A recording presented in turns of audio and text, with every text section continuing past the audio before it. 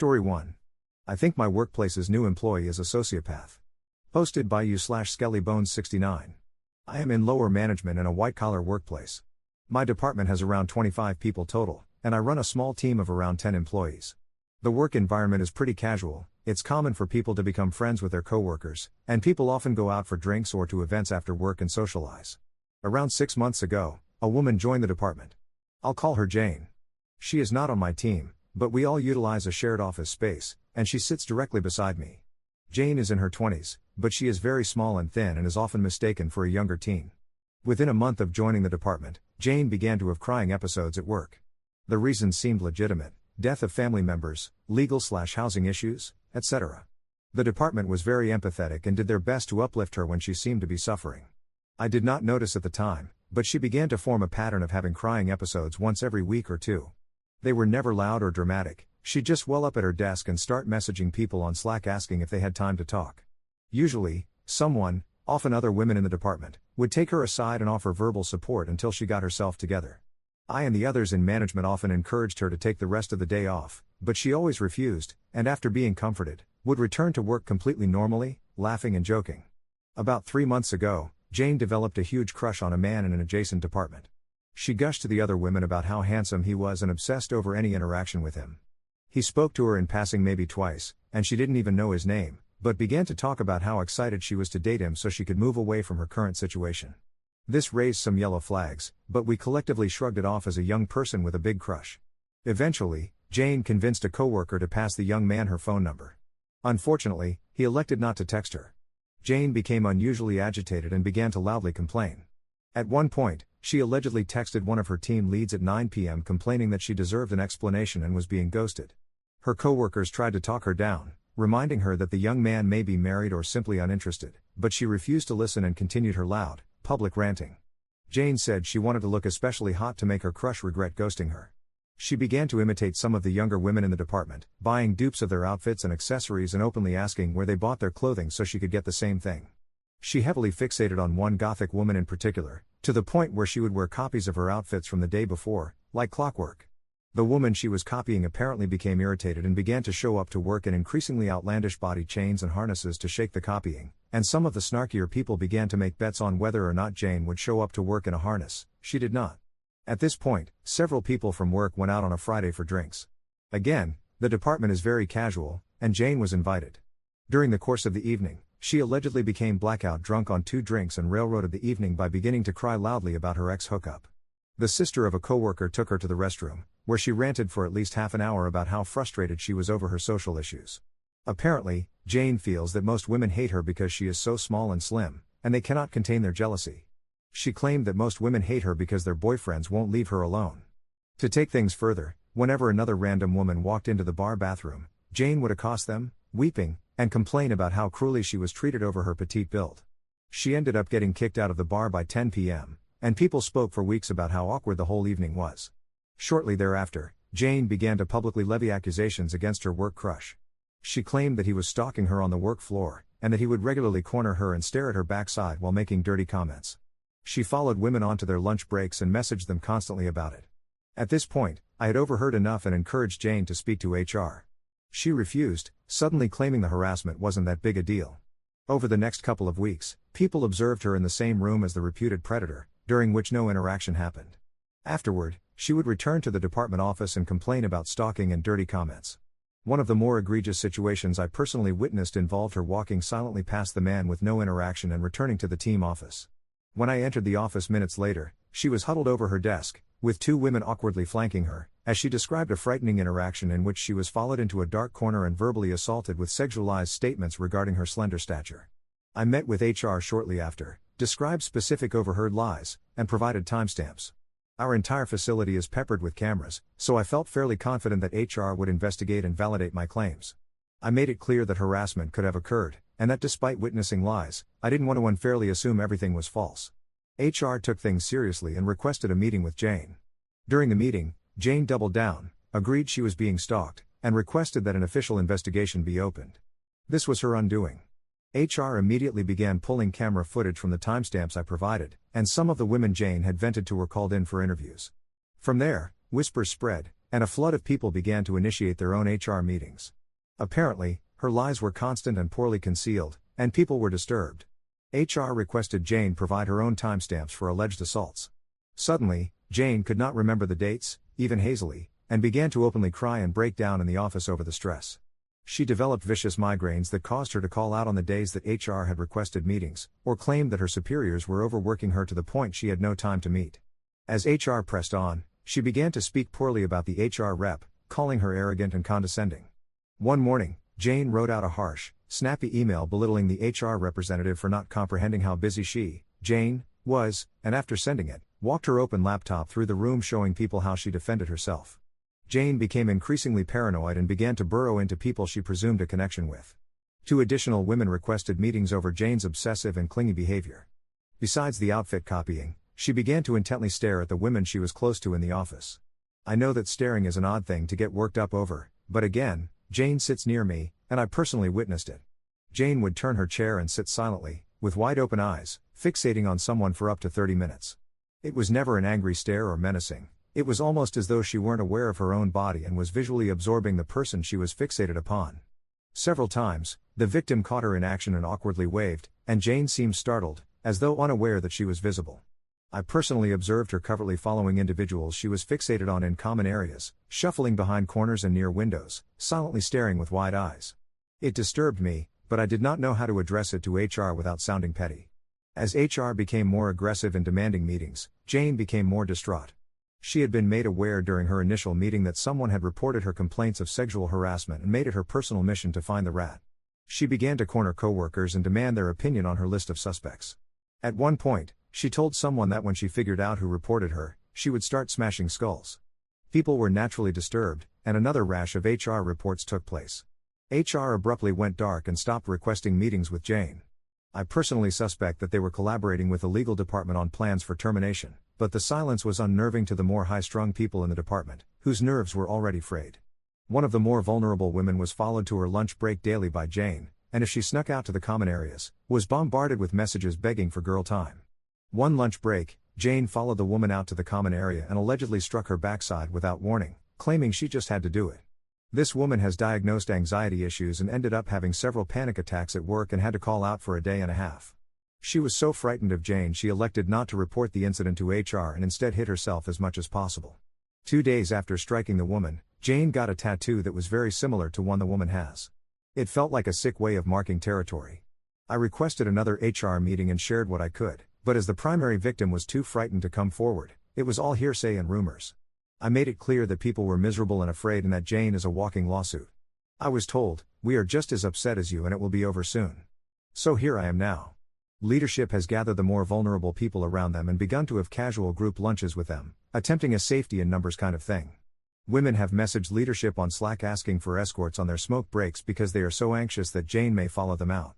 Men refuse to interact with Jane without witnesses because they are afraid of being accused of sexual assault. It is tragic and stupid that one 100-pound woman could turn an entire department on its head. I have a history of mental and physical abuse, and the entire situation is painful. The knowledge that Jane has threatened to smash the rat's skull and sits directly beside me has brought a lot of paranoia up. I'm no beach, but I have been pounding liquor after work just to calm down. I am not making the progress I should be in therapy because my sessions are overtaken with processing Jane. My wife has expressed concern and dismay over my regression, and I am deeply ashamed. So here we are now. I've been enjoying my weekend, but Monday is looming. I desperately hope that Jane is fired first thing and am considering threatening to refuse to come in until she is let go. While I don't feel exactly comfortable trying to push the company into a corner, I feel that I am out of options, and I just want it to stop, for both my sake and the vulnerable people in the department. It's Sunday afternoon now, but I will hopefully update soon. Top/relevant comments. Commenter. What blows my mind is how long people like this can go without being fired. That lady needs to be put in a mental hospital for a few years. This was scary to even read, so I can't imagine the turmoil you're all facing from this nutcase. She's probably been like that her whole life and won't ever learn. Ops response. Fun fact, one of her relatives works for the company as well. They seem to have a toxic dynamic where they both resent and blindly defend each other. The relative has proudly claimed that this happens at every job Jane works at, and that Jane has always been stalked and harassed by male coworkers due to her magnetic appearance. Not to be cruel, or claim that only attractive women are victimized, but Jane is no Angelina Jolie.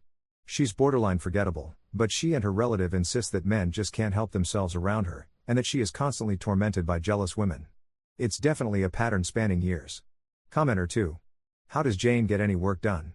Ops response. She doesn't. Before I reported her, she was talked to by our manager about her horrendous, minimal work. She cried and told people she was being targeted unfairly. She has among the lowest productivity numbers of anyone in the department. Commenter 3. Sounds like Jane needs to be taken out by the SWAT team. One woman's lies and made-up fantasy can cause so much chaos. Ops response. I don't know if it's true, but since Jane initiated the investigation, the young man she accused hasn't been seen. He could very well be on vacation, but rumor has it he was suspended. I really hope it's just a rumor. Commenter 4. I truly don't understand how she's still employed, it almost makes me mad. What does the company have to lose? Are you high profile? One of these incidents alone would normally have ended in a termination. Add the comment you made about her relative? This is so freaking bizarre. I'm sorry you're going through the stress and anxiety of this. Sounds like you're doing the right things. I'm also wondering, with the way you describe HR, are they in an ivory tower or what? In my experience, it's not difficult to fire someone. Many states are at will. You don't even need cause to fire someone. They can, sadly, say it's a strategic decision for the business. Seriously, it's sad, but true. I'm dumbfounded. Does she add any value to her actual job? How does she afford instantaneous outfit copying and tattoos? Anyway, keep us posted and good luck. Don't underestimate Jane. What she lacks in height, she makes up for in voice. Be safe, Op. Ops response. Thanks. And yeah, Jane and her relative are not in any sort of high standing in their respective departments. I honestly think HR is being so cautious because technically, they have to treat this as a legitimate sexual harassment accusation, and they're probably nervous about getting sued for firing someone who's claiming to be a victim. Because documentation of timestamps wasn't taken for a month or two after Jane began making accusations, there are multiple incidents she's claimed that can't be verified as true or false.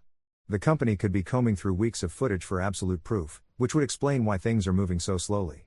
As for affording the clothing and tattoos, Jane was lucky enough to fixate on people who seemed to enjoy shopping at affordable stores, so getting exact dupes wasn't too crazy. When she was imitating the Gothic woman, she did express frustration over not being able to afford Doc Martens, so she purchased knockoffs online and messaged pictures of the link to coworkers asking if it looked similar enough. Very disconcerting. Commenter 5. Look up histrionic personality disorder. Sounds more like that than sociopathy. Ops response. Just did a deep dive, and good God, it's frighteningly similar. Update 23 days later. Hello again, everyone. A lot of people asked for updates, apologies for the long delay. Things escalated massively, and I chose not to update until now, as there were concerns about this becoming a legal issue. Also, I regret using sociopath in my original post. For continuity purposes, I'm keeping that as the header of my update, but I now believe that Jane suffers from one or more cluster B personality disorders. I'm no doctor, but I personally suspect untreated borderline personality disorder, histrionic personality disorder, and/or narcissistic personality disorder. The CEO came to the workplace and personally fired Jane in front of the entire department, then had her arrested immediately after. He gave me a promotion, my own labeled parking spot, and a hefty bonus that I used to take a trip to Greece. The day after my wife and I returned, she discovered that she's pregnant with twins. I announced our pregnancy at the next quarterly meeting, and the entire room burst into applause. Jane is currently serving 10 to 12 years in prison, where they have her on a chain gang breaking rocks along the railroad tracks. Life is really looking up. Obviously, none of that happened. But things are better regardless. To start, Jane is no longer employed at the company. Besides some residual stress, the department seems to be doing well overall, and everyone has bounced back more or less. As for the details, I'll try to lay them out briefly and give more detail in comments if anyone has questions. I got a few complaints on my last post for being too wordy, so I'll do my best to keep things shorter this time. I'll warn everyone though, it's still going to be pretty long, and unfortunately complicated. 1. Attempted murder accusation. Shortly after my first post, Jane fixated on one of the many employees who had reported her to HR, presuming them to be the rat that started everything. I'll call this employee Sarah. Sarah was one of the women Jane had tried to ingratiate herself to and imitated her outfits.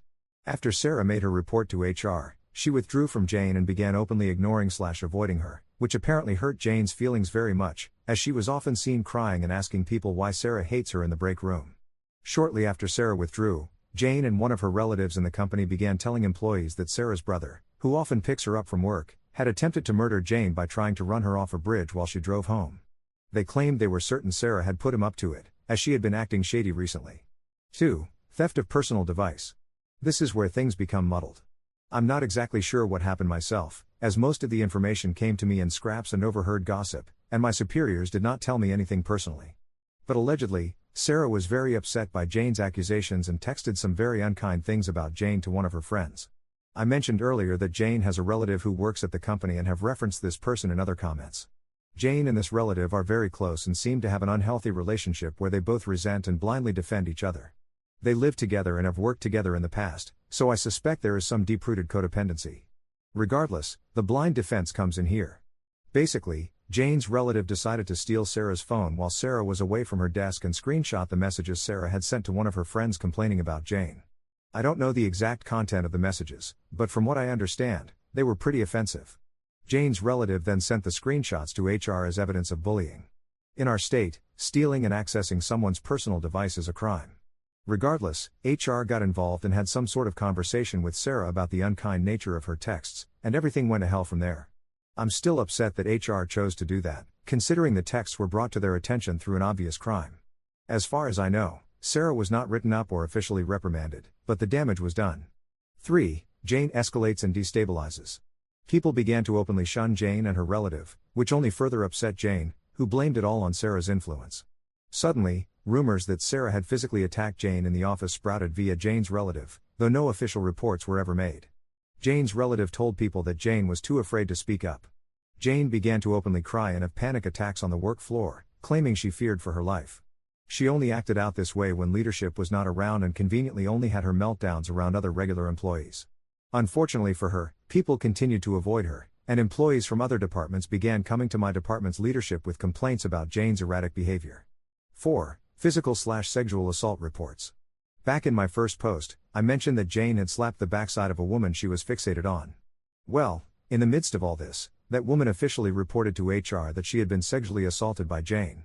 And what do you know, within a week, another 2 employees made their own reports of inappropriate physical contact. Apparently, Jane had a pattern of poking/tickling people and coming up to them at their desks to rest her head on their shoulders. The woman who had been slapped spoke to me after her HR meeting and said she felt badly for not reporting sooner but had feared for her safety, as Jane had made retaliatory physical threats in the past with no noticeable consequence. She was also afraid Jane would turn the situation around on her and make it seem like she had initiated the inappropriate behavior. Considering Jane's history, this was a very valid fear. 5. Jane and her relative resign. I don't know exactly what pushed Jane over the edge, but in the middle of a random Monday, she had some sort of crisis. I did not witness it, but I was told she burst into sobs on the work floor, saying things like "I can't do this anymore and I'm effing done." One of the employees claimed she cried so hard she was choking and gasping and had snot face. One of Jane's favorite things to do at work was to make little sketches and tape them around her workspace. Right after her meltdown, she returned to the office, dramatically tore all her pictures and sketches down, ripping some apart, and demanded a meeting with the manager. The 2 of them left the room, and about 10 minutes later, the manager returned alone. 6. Exposure of sabotage. Jane did not return to her desk. Apparently, she had quit. I found out later that Jane's relative had also quit that day. Neither of them gave any notice. As a parting blow, one of the 2, not sure which, posted the screenshots of Sarah's text messages on Facebook. Jane also allegedly made a post accusing the company of enabling bullies and bragged in the comments that she had purposely misplaced/destroyed important materials to sabotage a random employee, whom she named. That employee had been spoken to several times over the past few months for misplacing materials and had been scrutinized by management for assumed negligence. No one knows why Jane would go out of her way to antagonize him, as he's a very quiet person who avoids drama. I personally speculate that Jane may have felt rejected by him, as she appeared to flirt with him when she first started, until she realized he's not attracted to women. But again, just my speculation. Anyway, I'm assuming Jane and her relative realized they had massively screwed up, or were legally threatened, because both the post admitting sabotage and the screenshots from Sarah's phone were deleted from Facebook within a couple of hours. 7. Conclusion. Things are back to normal now. People are noticeably happier and more relaxed, and our productivity has skyrocketed. People, myself included, are still upset that Jane wasn't fired back when she first made physical threats in the workplace, but morale has been great regardless. I have no idea if the company is planning to sue Jane for purposely destroying/misplacing materials, but my gut says they just want the whole situation closed and will let her walk with no consequences. Our company is in the medical field, and the materials Jane destroyed/misplaced were related to clinical studies for cancer patients, which is absolutely horrendous. The young man Jane accused of sexual harassment is back at work and seems to be doing just fine. I've noticed that other employees have been going out of their way to chat with him and make him feel welcome. Some very kind people ask me to take care of myself, which I appreciate. I'm doing much better now and trying to get back on track mentally. I've been cutting back on alcohol and leaning into my hobbies and social life. I had a long talk with my wife the week Jane quit and apologized for falling apart and burdening her with my mental weight. There were a few nights during the worst week where I drank myself to oblivion, shame spiraled, and slept on the couch because I felt she didn't deserve to sleep next to a miserable drunk. My wife accepted my apology immediately. She said she had been very worried, because my distress and regression were extremely noticeable. When I admitted I'd been sleeping on the couch out of shame and thoughts that she deserved better, she teared up and began to scold/aggressively hug me for my criminal levels of idiocy. I'll be doing everything I can to build better coping mechanisms so that, should something like this happen again, I'll minimize the effect it has on her. So while we didn't go on a vacation to Greece and become pregnant with twins, we're hanging on decently. She's been a little shaken since the whole debacle, and I don't blame her. I'm doing my best to get my act together for her, she deserves the best. I have no idea what Jane and her relative are doing now. I heard yesterday that they've moved to a different state, which they had talked about in the past. There were concerns they'd attempt to cause more trouble down the line, but considering they have no legal legs to stand on, I doubt it. However, should Sarah or one of the people Jane inappropriately touched express interest in pursuing legal action, I will remove my posts to avoid harming their proceedings. Anyway, that's the update. Apologies again for the long delay. Thank you again to the many kind people who offered advice and well wishes, I appreciate it a lot. I honestly felt like I was going insane at some points, but reading other people's stories about dealing with Jane like people really brought things into perspective. If there's a moral to this situation, it's that mental health is not a joke, and if you think you have some issues, especially severe ones like Jane's, please seek treatment. Thank you all. I hope everyone has a great day. Top/relevant comments. Commenter. Normally, I'd think this was fake, but I had an ex-friend who behaved like this, has a similar build, and has a relative who works in the medical field. There are enough matching details here that I honestly wouldn't be surprised if it was her. Commenter 2. I think I just read an episode of The Office. Story 2. My brother has 3 kids from a previous marriage who feel less than because their dad favorites their half-sister more and takes only her on their vacations, so I have been including them on my trips to make up for it, but now my brother can't afford to go on vacations anymore and asked me to start taking the spoiled girl with me. Posted by you/Fu Jenny. So, long story short, I, 35F, live and work abroad but am from the Midwest. I grew up with my brother Jason, 43M, and our parents, 70s. We were working class, had what we needed, but not well off by any means. When I was in high school, Jason married Tiffany, 40F, who is, was, and likely always will be a mess, heavy drinker, partier, and God knows what else, but she was hot, and my brother is, to put it nicely, a dweeb. They had Jace, 19M, Jeff, 17M, and Hannah, 12F. Their marriage broke down before Hannah was born. They tried working it out but ultimately got divorced. Jason started dating Jenny, 43F, while splitting custody of the kids with Tiffany 50-50.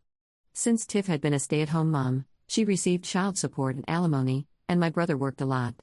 I liked Jenny at first. She wasn't a complete smoke show like Tiff, but she was kind, had a good job, and was well educated. I thought she was a much better match. At first, I know Jenny was upset that the kids didn't immediately love her and call her mom when they were there, and the divorce was hard on them. She got pregnant somewhat quickly with Daisy, 10F, and they got married. Around this time, the older kids started refusing to go back to Tiff's. She was always drinking and having guys around, so all 3 moved in full-time with Jason and Jenny. Tiff left town and is no longer in the kids' lives. I try to be understanding. I'm sure having a newborn and then 3 older kids full-time is difficult. But Jenny completely changed. She stopped working but declared she was only a stay-at-home mom to her kid. Jason was working 70-plus hours to make ends meet, and her parents were also helping them out, but she controls the finances. This means that the 3 of them, Jason, Jenny, and Daisy, operate as a family unit, going to dinners, events, and even vacations while leaving the older 3 kids at home. I have always thought this was disgusting and voiced my opinion about it, but Jason just said his divorce broke him emotionally and he will do anything possible to keep Jenny happy so that their marriage works out. Gross, yes. And to be frank, 10 years ago I was younger, broker, and dumber, so it was more like, yes, my brother sucks as a dad, but I live on another continent, and all I can do is be supportive of the kids. Not a great attitude in retrospect, and I'm disappointed in myself. I really did my best. When they refused to pay for Jace to learn how to drive, Even though Jenny refused to drive the kids anywhere, my mom taught him and I bought him a used car. We had to shame Jason into putting him on his insurance, and he makes Jace pay for it. Same with Jeff, they share the car and use it for their activities and Hannah's. My wife, an only child, and we don't want children, and I have the three of them as our sole beneficiaries in our will, something we decided when we found out that Jenny and Jason planned to leave them only the bare minimum, with everything else going to Daisy. Also, after my wife and I got married, 6 years ago, we decided to start taking the older kids on annual trips with us when we visited the US. Nothing fancy, we might be child-free, but we're not billionaires, just well off, things like a week in Florida, Utah, California, etc. They're very outdoorsy kids, so they've had a blast every year. We plan these trips when my brother takes Jenny and Daisy on theirs, so they don't care. Normally, we vacation in the summer, but Jace got an internship this summer, so we decided to move our trip to the fall and are going to Maine leaves. I let Jason know the dates, they align with their fall breaks, no worries, and he basically said we need to start including Daisy. Jenny's parents made some bad investments. They're fine, but they're not helping them out anymore, and Jenny is looking for a job. Since her parents had always paid for their trips, they can't go on one this year. Even if all was fair, I wouldn't want to take Daisy on a trip. This might shock you, but with parents like that, and I feel bad saying this about a child, Daisy is a huge brat, spoiled, mean, and constantly bragging about the things she gets that her siblings don't. She once told me they weren't her siblings, they were Tiffany's kids. She throws toddler-level tantrums on holidays if she doesn't get as much and more than the other kids, tells my wife and me we're going to hell. Edit, I now feel bad for including this. She said it about 5 years ago a few times, and when Jenny was told, it was about the only time I've ever seen her discipline Daisy. I guess she'd heard it from Jenny's aunt, but it was hurtful and hard to forget with everything else, and since Jenny waits on her hand and foot, she's a total slob. I hope she grows out of it when she's older, but there is no way I'd want to take her on a vacation. So I told Jason I didn't think we'd be able to handle all 4 kids, and would just go with the 5 of us. He said Jenny could come to help out. Absolutely not, or our mom could go, love her, but she's getting a hip replacement next month and does not want to go. Plus, the car we'd need for all these people on a road trip would be ridiculous. We'd probably need 2, and you know what? I don't want to. Anyway, sorry for trauma dumping, this is getting long. I was worried Jason would not let me take the other kids on the trip, but they decided to go the route of shaming us online. Obviously, it's working with their friends and her family, but even my dad told me to stick to my guns. But my wife came to me the other day and basically said, are we even better than Jenny if we're favoring some kids over another just because we don't like their mom?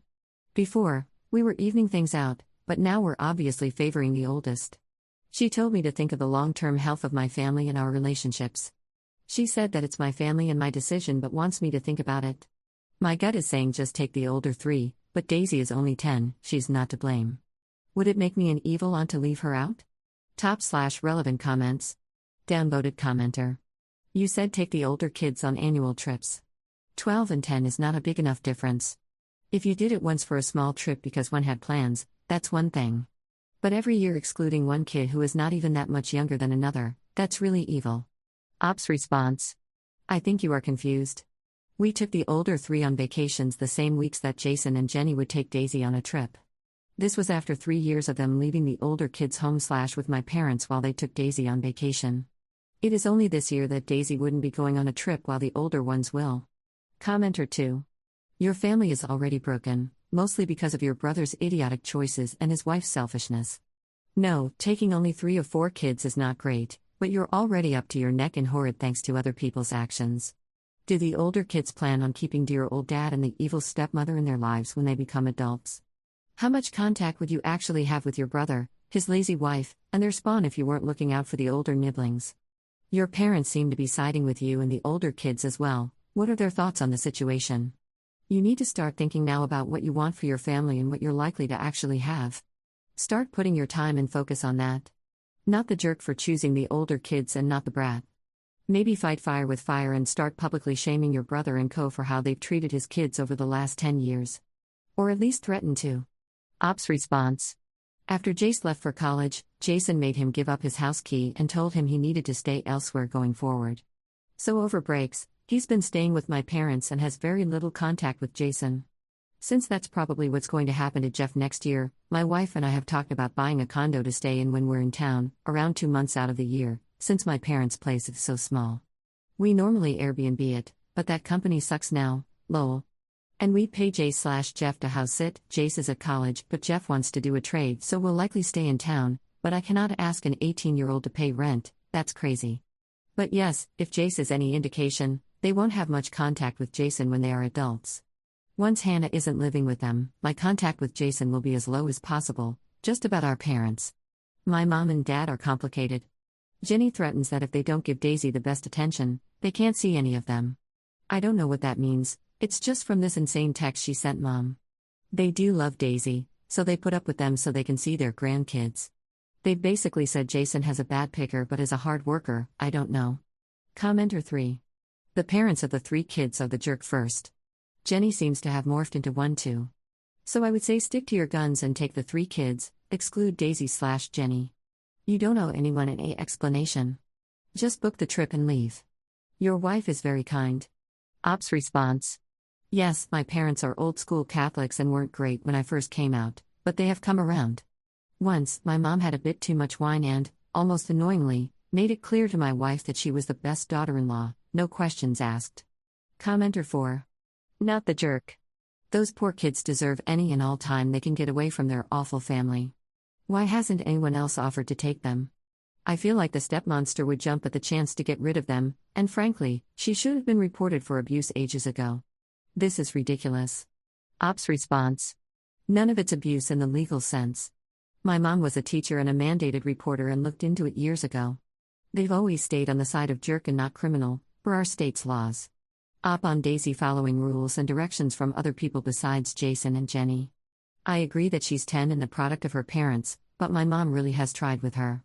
Last month, she was over while Jenny was at an interview, and when she tried telling Daisy to put more sunscreen on, Daisy locked her out of the house, nobody else was home. My mom isn't allowed to discipline her, and when Jenny got home, she tore into Mom for endangering her child because she was inside alone. I'm not touching that with a 10-foot pole. Commenter 5. Not the jerk. But your brother is a giant one. He's giving up his oldest kids for his wife and their child. Why hasn't anyone sat him down and told him flat out he's being a crappy father to the oldest and even the youngest? His oldest will end up resenting him, and the youngest is not going to be able to function as an adult. He needs to be told he's a failure at parenting and that doing anything to make his marriage work is the worst thing he can do. His wife is obviously using his weakness to extremes, she's a bad person too. Tell them no, the youngest isn't allowed because she's a terrible brat due to the way they failed her, and there are consequences for that. Ops response. He's been told all of this many times by me, my mom, and even my dad. He doesn't care and says he'll do anything to make Jenny happy because he couldn't live with himself for having another failed family. I don't know how you even respond to that. Up on her brother having a relationship with his children once they are 18 and out of the house and showing respect to Jenny. He is a dweeb, and I've said all of this to him. He says he doesn't care if they don't have a relationship in the future, they should have been nicer to his wife, and she's his priority. Has Op considered doing small day trips with Daisy and disciplining her? I live on a different continent, so when I come back, it's mostly for my parents, my wife's family, or the trips. So it's not easy to take a day trip with them, and since nobody is allowed to discipline Daisy except Jenny, it sounds awful. Update 11 days later. Hey guys, I posted about a week ago, and a lot of people asked for updates, but things have gotten yucky. A quick thing, Daisy is not constantly some Baruch Salt-esque monster child. She can be a brat, but she is also funny and caring. She's the only grandchild who has stuck with the church choir that my mom runs, even though I don't think she loves it. She always calls my wife and me on our birthdays, and when their dog was too old to go upstairs, she brought her mattress downstairs and slept next to her every night before she passed away so she wouldn't be lonely. People aren't cartoon villains, so please stop attacking a 10-year-old. Sorry I didn't reply to direct messages, I don't feel comfortable doing that. I don't know if that account people were messaging me was Jenny's, and honestly, it wouldn't change anything. I did change some small things for anonymity, and it would be a shame if there were more than one person out there like her. Finally, just a reminder that I live halfway around the world, a 15-hour minimum plane ride, away. I can't just pop over, and there are time zone issues. I also do well for myself, but I don't have unlimited money. So please stop telling me to take Daisy on trial trips and buy a 4-bedroom house for the oldest 3 to live in, lol. Keep in mind, I live in remote, mostly rural areas, not bustling metropolises with vibrant expat communities and international schools. It's the nature of my job, I've worked hard for it, and it's not conducive to having kids or young adults living with me. I'm not a messy person, and I don't do social media drama, so I've been ignoring Jenny and Jason's little vague booking campaign. Honestly, I wasn't even going to update until I got some background information, but basically, I got a call from my brother last weekend, and it was Daisy crying and telling me she would be good and she's sorry for being bad. She said she wants to go on the trip and promised she'd be quiet and not say anything rude. It was dark, and she was saying she was going to find a way to show me, my wife, and her parents that she was good and not a bad person, and that everything would be okay. I tried calming her down and assured her that both her aunts love her very much and don't think she is a bad person at all. My brother took the phone and said, "See what you've done," and hung up. I tried calling back. He didn't answer. I texted my mom as well as Jace and Jeff to see what was going on. Of course, I woke up to a post about how cruel people can be to innocent children.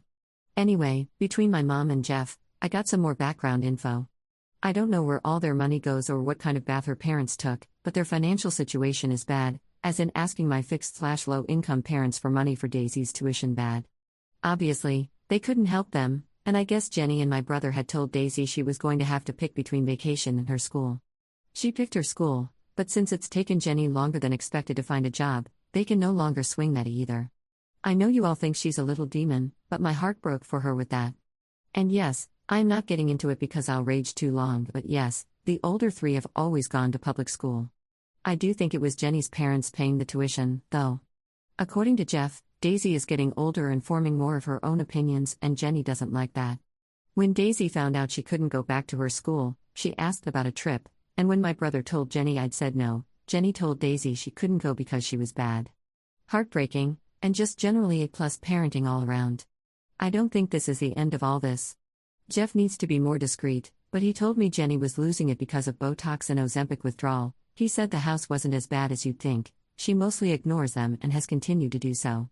He works, and Hannah has spent most of the summer at her best friend's house. One quick thing, I know everyone is worried about my nephews and niece and thinks they live horrible, miserable lives and that this vacation is the only bright spot of the year. Yes, their lives are completely unfair, and I feel awful for them, but they are happy kids. From what Jace has told me, since Jenny had Daisy, they've always just treated her like an eccentric roommate that their dweeb of a dad is sleeping with. They're not all rude and screaming at one another, more like polite indifference. They also care a lot about Daisy and would never ask me to leave her at home. It's me who doesn't want to bring her, because she needs a parent with her, and as Drill would say, I would face God and walk backwards into hell before I ever invited, much less paid for, Jenny to come with us. Top/relevant comments. Commenter. Daisy is old enough to understand that her parents have engaged in the same kind of exclusionary behavior that she is chafing under. Jenny and Jeff need to eat some crow here.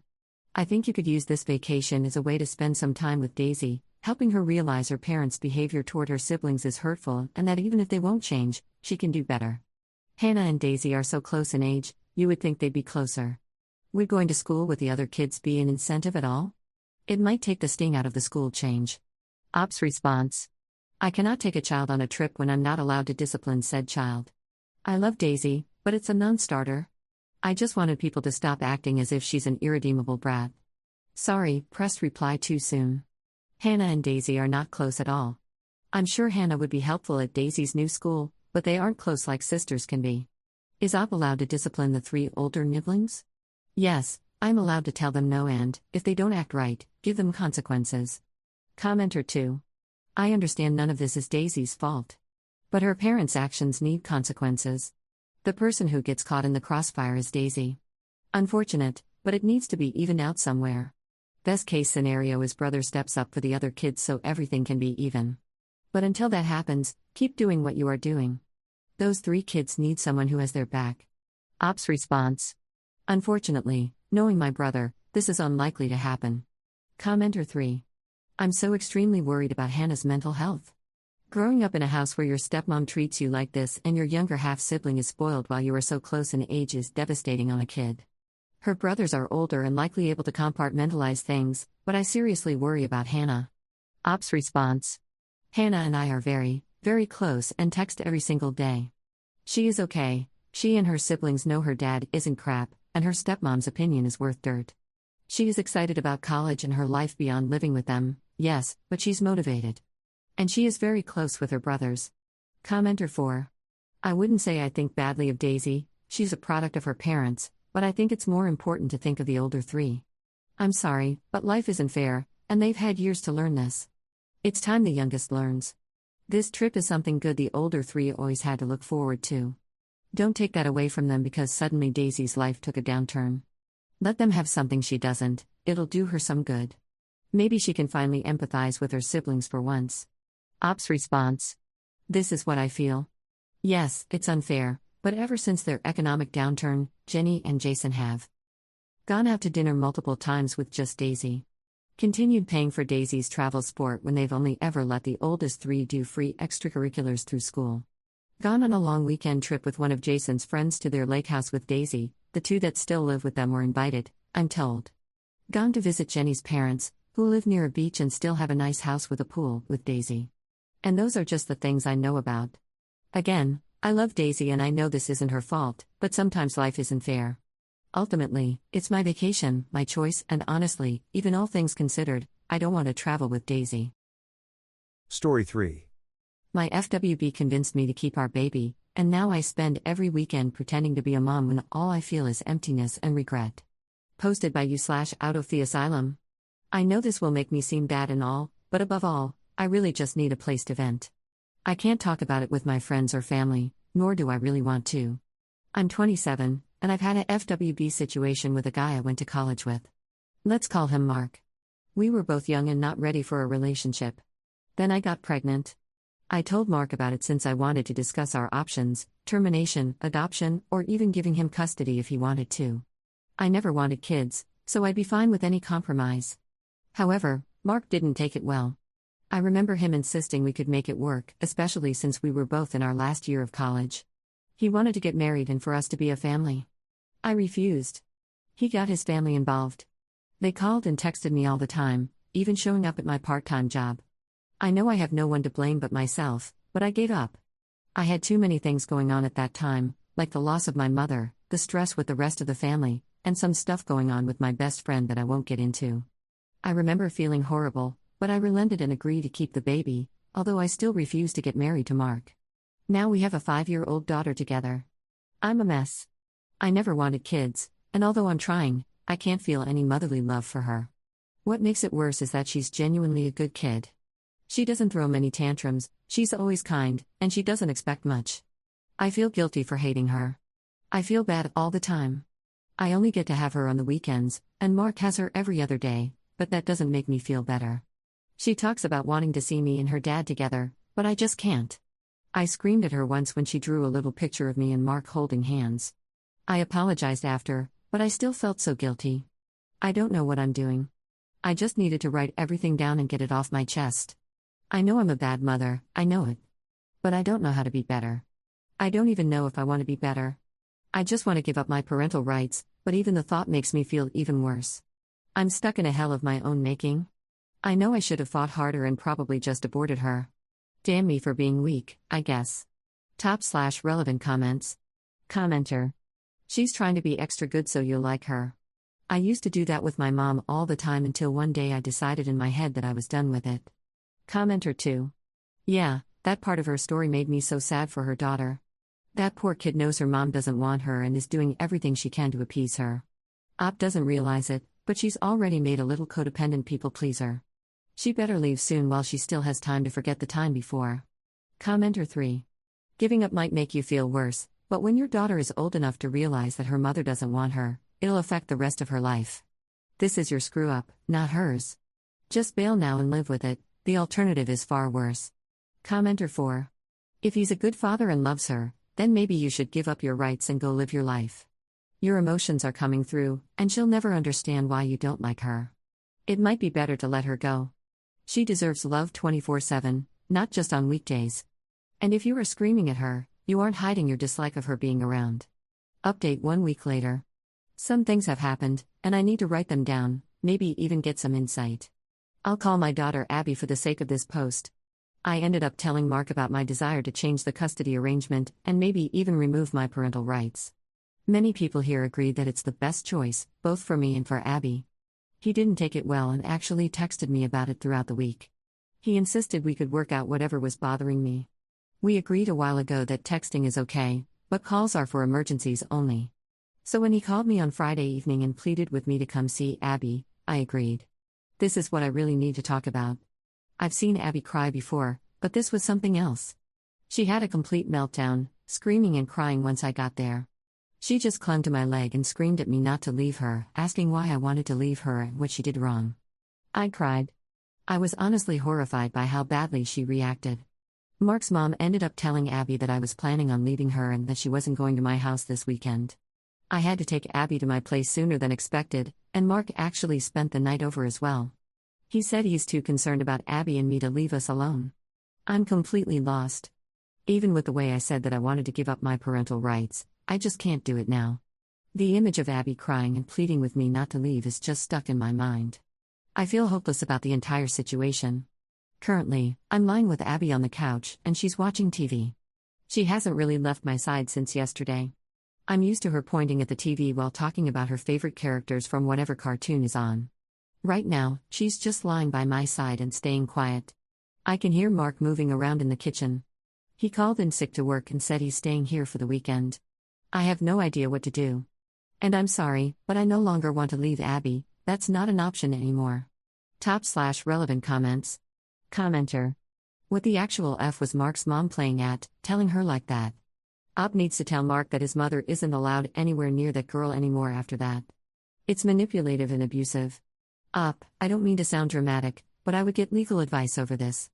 I read the last posts, and it sounds like his family is really nasty and manipulative, and it's impacting your relationship with your daughter. They nagged you into continuing a pregnancy you didn't want. They told your daughter that you were leaving her so exactly this would happen, and on top of that, Mark's just milling around your kitchen now, playing happy families? Also, notice how you screamed at Abby when she drew a photo of you and Mark together? You need therapy, obviously, no offense, but this thing with his family pushing you and Mark together isn't okay either. Get him out of your house, now. Also, if the mother told Abby this, what else has she said to her that you haven't heard about? Commenter 2. Your poor daughter. She is probably terrified to do anything because she thinks she'll upset you and you'll leave. Think really hard about this. Are you going to be ready to give up in a year or two? If so, it's best to have her grieve now so she can start processing everything. If you choose to stay, you have to put in the work to repair this. You have to step up. Parenting is hard, but you do what you have to because the kids deserve that. Be there for her. But don't let her down later just to make things better for you now. Commenter 3. Abby needs a therapist, as do you, as does Mark. Mark's mom needs to take a long walk off a short pier and butt out. If you want to make this work out, whatever that looks like, you need outside support that benefits all of you, with no biases. Especially for the kid. Second update 1 month later. I'm not sure if people are still interested in what's going on here, but here goes. Writing everything down helps me keep track of things, and I also want to hear people's thoughts. For anyone wondering how Abby is doing, she seems to be doing okay. She's still a little clingy with me, but she's back to her happy self. We've been observing her behavior closely, and Mark decided that a therapist isn't needed. I'm not sure I agree with that, but Abby really does seem to be feeling all right. And for anyone wondering about Mark's mom, she hasn't had any contact with Abby since what happened, though Mark has been talking with her. I've been trying to read all the comments people left on my last posts. What was written about Mark got me thinking. I haven't actually mentioned it before since I didn't think it was important, but back in college, we were both using protection, with me also being on birth control. I do believe the pregnancy was a genuine accident, though I became a bit paranoid after some of the things people wrote. Mark has dated some girls over the past few years, as far as I'm aware. We haven't had too much contact, though. We would mostly talk about Abby when we did text. Still, the past month has been more than weird for me. We've been talking more. He apologized to me a lot. I can't tell if those apologies were real or not. My best friend told me to keep Mark at arm's length, but it's been hard to do that with him coming over more often on the weekends to spend time with Abby and me. He's been inviting me to his home too, and I went a few times when Abby really begged me to. I'm trying to make sense of the situation, but it's hard. I'll be having my first therapy session tomorrow, online, so there's that too. I guess I'm hoping for some help in the comments? I don't know. I don't know what to expect. I'll try to answer any questions people might have for me. I know this post is probably kind of a mess. /relevant comments. Commenter. Mark and his mom are very concerning to me. They are both being very manipulative with you and your daughter. Telling a kid about adult problems that they aren't equipped to handle is abusive. If they cared, they could have said something like, "Mom isn't feeling great right now." We're giving her time to feel better, so we will be going over less. When we love and care about someone, we give them what they need, and Mom needs a little space right now. That would have been compassionate and explained things on her level. Mark and his mother are extremely emotionally immature and need to grow their emotional competence a lot. To be fair, I wouldn't be comfortable leaving even an unwanted kid with them. They sound like they would torture the kid with "guess mommy didn't want you" or something like that. I get how hurting your daughter isn't an option for you. Even when she is unwanted and you are resentful about the situation, she is still a human, and basic empathy makes it hard to hurt anyone, especially a child, on purpose. Your situation is complex, and all parties involved need therapy, if only to have a neutral and objective observer document the dynamics and maybe give some constructive feedback to Mark and his mom. Your feelings are valid and unfortunately not uncommon. Take care of yourself. Commenter 2. Wow, I think we all know where this is going. Wedding bells, anyone? Seriously though, my snarky attitude aside, if this is real, I don't understand your sudden 180. How easily swayed are you? Have you ever actually done anything involving this kid that you want to do?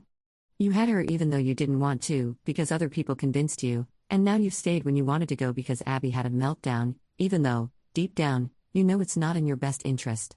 You're also basically living with the guy you didn't want to be with, because he insists he needs to be there to make sure Abby is okay. Like, why are you such a pushover? And honestly, why does it make me so angry? I just find your wishy-washy attitude so annoying. Grow a backbone and stop having your life dictated by everyone but yourself, for God's sake. Ops response. It's actually some of the harsher comments that I got that made me think back on some things. I won't go into details as to why, but I've always been a pushover. I'm trying to set boundaries, but everyone keeps crossing them and I don't have the energy to deal with all of that most of the time. It doesn't excuse me, but I'm hoping that therapy might help me become a bit better. And about changing my mind, I can't really explain it. It's hard and I don't feel entirely comfortable, but I don't want to leave Abby behind. I can't put my feelings about it into words. Commenter 3. I'm glad things are better, but do not start a relationship with Mark for at least a while. Abby needs some stability and reassurance, and the focus should be on her. Best of luck, please give that child the words of affirmation she needs. Ops response. I don't want a relationship with Mark. I feel uncomfortable around him, and I've been trying to set some boundaries between us for the past few weeks, but he keeps crossing them by inviting himself into my home. And thank you for the kind words. I'm trying to check up on Abby as much as I can. Third update 3 months later. Hi, I don't know if anyone is going to read this, but I have been getting some private messages from people asking about me, so I figured I could make an update. I've been going to therapy. It's been difficult. Everything was alright at first, to be honest. My therapist and I got comfortable around each other. I think she's nice.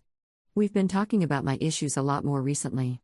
Safe to say, it's kinda sad to realize how crappy my life has really been since the start. I've been taking my new medication for a few weeks, but I'm not sure it's making a difference. For anyone wondering, yes, Abby has been seeing a therapist for about 2 months now. I put my foot down about it for once. It felt weird. Abby's been happier, I think. Her therapist and I occasionally chat about her progress, and he's been giving me some tips about what Abby wants. We've been spending more time together. I have alternate weekends with her now. She's good at solving puzzles. She likes octopuses for some reason. When I walk around the house, she tries to trip me by walking around my legs. Like a cat, I think. It doesn't work, but she keeps trying. I'm doing the same thing with her that my mom did with me. Cooking is an important skill. For now, she gets to watch me in the kitchen and see how I prepare things. I think I'll let her start giving suggestions and start asking about the proper steps for making a meal. We're going to wait a bit before she starts helping around. I'm sure some people wonder what happened with Mark. Nothing, to be honest. I stopped opening the door when he came by. He hasn't really been bothering me. We only really talked when we changed the custody arrangement a bit. We text mainly about Abby now. From what Abby says, Mark's mom has been around again. But I think she's on her best behavior around my daughter since Abby hasn't been asking any weird questions. I'm not sure what else to say. Things are fine otherwise. Maybe I'll update again if anything interesting happens or to tell people how things have changed. Thank you to the people who have been reaching out. Top/relevant comments. Commenter. I've thought about you a lot, really happy to see an update. I'm glad you and Abby started therapy. The best decision that could have been made. I'd like to ask, how are you feeling right now about Abby after starting to get professional help for both of you? How is she feeling now, as far as you can tell? Hugs, Op, I wish you and her the best. Op's response. My therapist explained that I don't hate Abby, not really. I've had a lot of resentment bubbling up inside due to the circumstances and timing of her birth. I've been officially diagnosed with PPD, so that certainly didn't make things better. She encouraged me to take things slow and not feel pressured into immediately becoming an attentive and loving mother. I've been spending time with Abby now more out of my own choice and not because I didn't see any other option. It's been helping. And as far as I can tell, Abby's doing mostly all right. From what her therapist told me, she feels like my protector. She's been seeing for years that I'm sad all the time. When she was being taken care of by my best friend, he'd tell her I'm just having a really bad day or week. She's never really seen me truly happy, so she decided to be the hero that makes me happy. Apparently, she was scared of losing me and the opportunity to make me happy when her grandma told her I was going to abandon her. Still can't really wrap my head around it. Her therapist has been working with her to let go of that mentality, and it seems to be going all right. Fourth update 6 months later. I've thought a lot about whether or not I should write another update here. My best friend said that Reddit is the reason my life took a different course, so this feels important in a way. I don't know if anyone is going to see this, but it doesn't really matter. Writing here feels like screaming into a black hole. Abby is 6 now. She had her birthday only 2 months ago. She's happy. I'm happy she's happy. I got her an octopus plush. She's been sleeping with it every night and carrying it everywhere she goes. There was an incident where she lost it at her grandparents' house, but she cried a lot, and her grandpa found it and gave it back to her. It feels like a part of me might be with her for as long as she keeps that plush. I'm pregnant again. This might come as a shock to people, it did to me too. I know that anyone who reads this will be disappointed with me. Mark and I ended up sleeping together again. I don't remember it. Abby had her birthday party while staying with Mark. We had a few drinks and talked a lot that night. I don't remember drinking enough to black out, but that's what happened. We haven't talked about it since. I haven't told him I'm pregnant. My best friend says I need to get a termination ASAP. But I have to be honest, I don't even care anymore. It's one bad thing after another in my life. Since I started therapy, so many things have started clicking into place for me. There are so many things I've repressed just because of how terrible they were. My meds aren't making a difference. They just numb the urge to scratch my skin raw. That's all. The urge is still there. Hopefully, this is the last update I ever make on this account. It may not have meant anything to anyone here, but some comments really felt like a lifeline for me. I have read everything, and I hope all those people live happily. A goodbye here feels very grim, so maybe this is a see you later kind of thing? Who even knows? /relevant comments. Commenter. Up, I'm so incredibly sorry for all you've been through. Right now, your focus needs to be on yourself, reach out to your friends, your loved ones, and get the psychological help you need. You are clearly in the throes of depression, and you need to get help as soon as possible. I'm so sorry you're pregnant again, it sounds as if you may have been assaulted. You've been through hell and back, Up, but you are not alone. Please, Up, get the help you deserve. It's not going to be easy, and you've had to survive so much already, but you still deserve to find your happiness. Commenter 2. Mark roofied and essayed you. I'm begging you to listen to your best friend, he is not a good person. Please get a termination this time. Keep co-parenting with him for Abby, but report to the police that you may have been drugged, essayed, and impregnated by Mark. Mention the fact that the first time you were on birth control and using condoms, you thought it was just an accident that you got pregnant, but this second time is a lot more suspicious and makes you think that maybe the reason you resent Abby is because she's a product of Mark essaying you. There is still hope for you, but you need to distance yourself from him if you want to get better, and you need to report him. Commenter 3. I feel like the responses to her update are not taking its tone nearly seriously enough. It sounds like she's quietly accepted giving up on living entirely. Commenter 4. I'll say it, that is the language of someone who is planning a suicide attempt. The past tense, wrapping up ties, and general disconnect from the world and events in their life. I hope Op gets the help she needs. I feel awful for this woman. Story 4. My boyfriend moved states away just to be with me and doesn't have any friends here, but recently he's been getting really close with one of his female coworkers really quickly, and I feel like something isn't right, but I feel terrible about the idea of stopping him from socializing with a potential friend. Posted by you/it's from2213. Apologies for the length, I'm going to be very thorough, and also, a lot has happened in a very short amount of time. First, some background, and the good stuff. I, 28F, have been best friends with my boyfriend, 28M, since 2013. We even lived together during graduate school for 2 years before we started dating. We started dating in 2016, when we were roommates, so we've been together for about 2.5 years now and have lived together for much of that time. We did a brief stint of long distance when we got jobs in different locations after school. In January of this year, he moved states to be with me, and I still can't get over how amazing that was of him. We are now living together again in our own apartment, and we couldn't be happier. He is my best friend and absolutely the person I plan to spend the rest of my life with. He's smart, funny, an absolute sweetheart and a romantic, and he makes me feel so loved every day. We have talked about our future many times, and I'm anticipating a proposal in the near future. Also, he has had many female friends during our time together, and this has never bothered me. I'm rarely the jealous type. He's hung out one-on-one with girls before, and I had no complaints.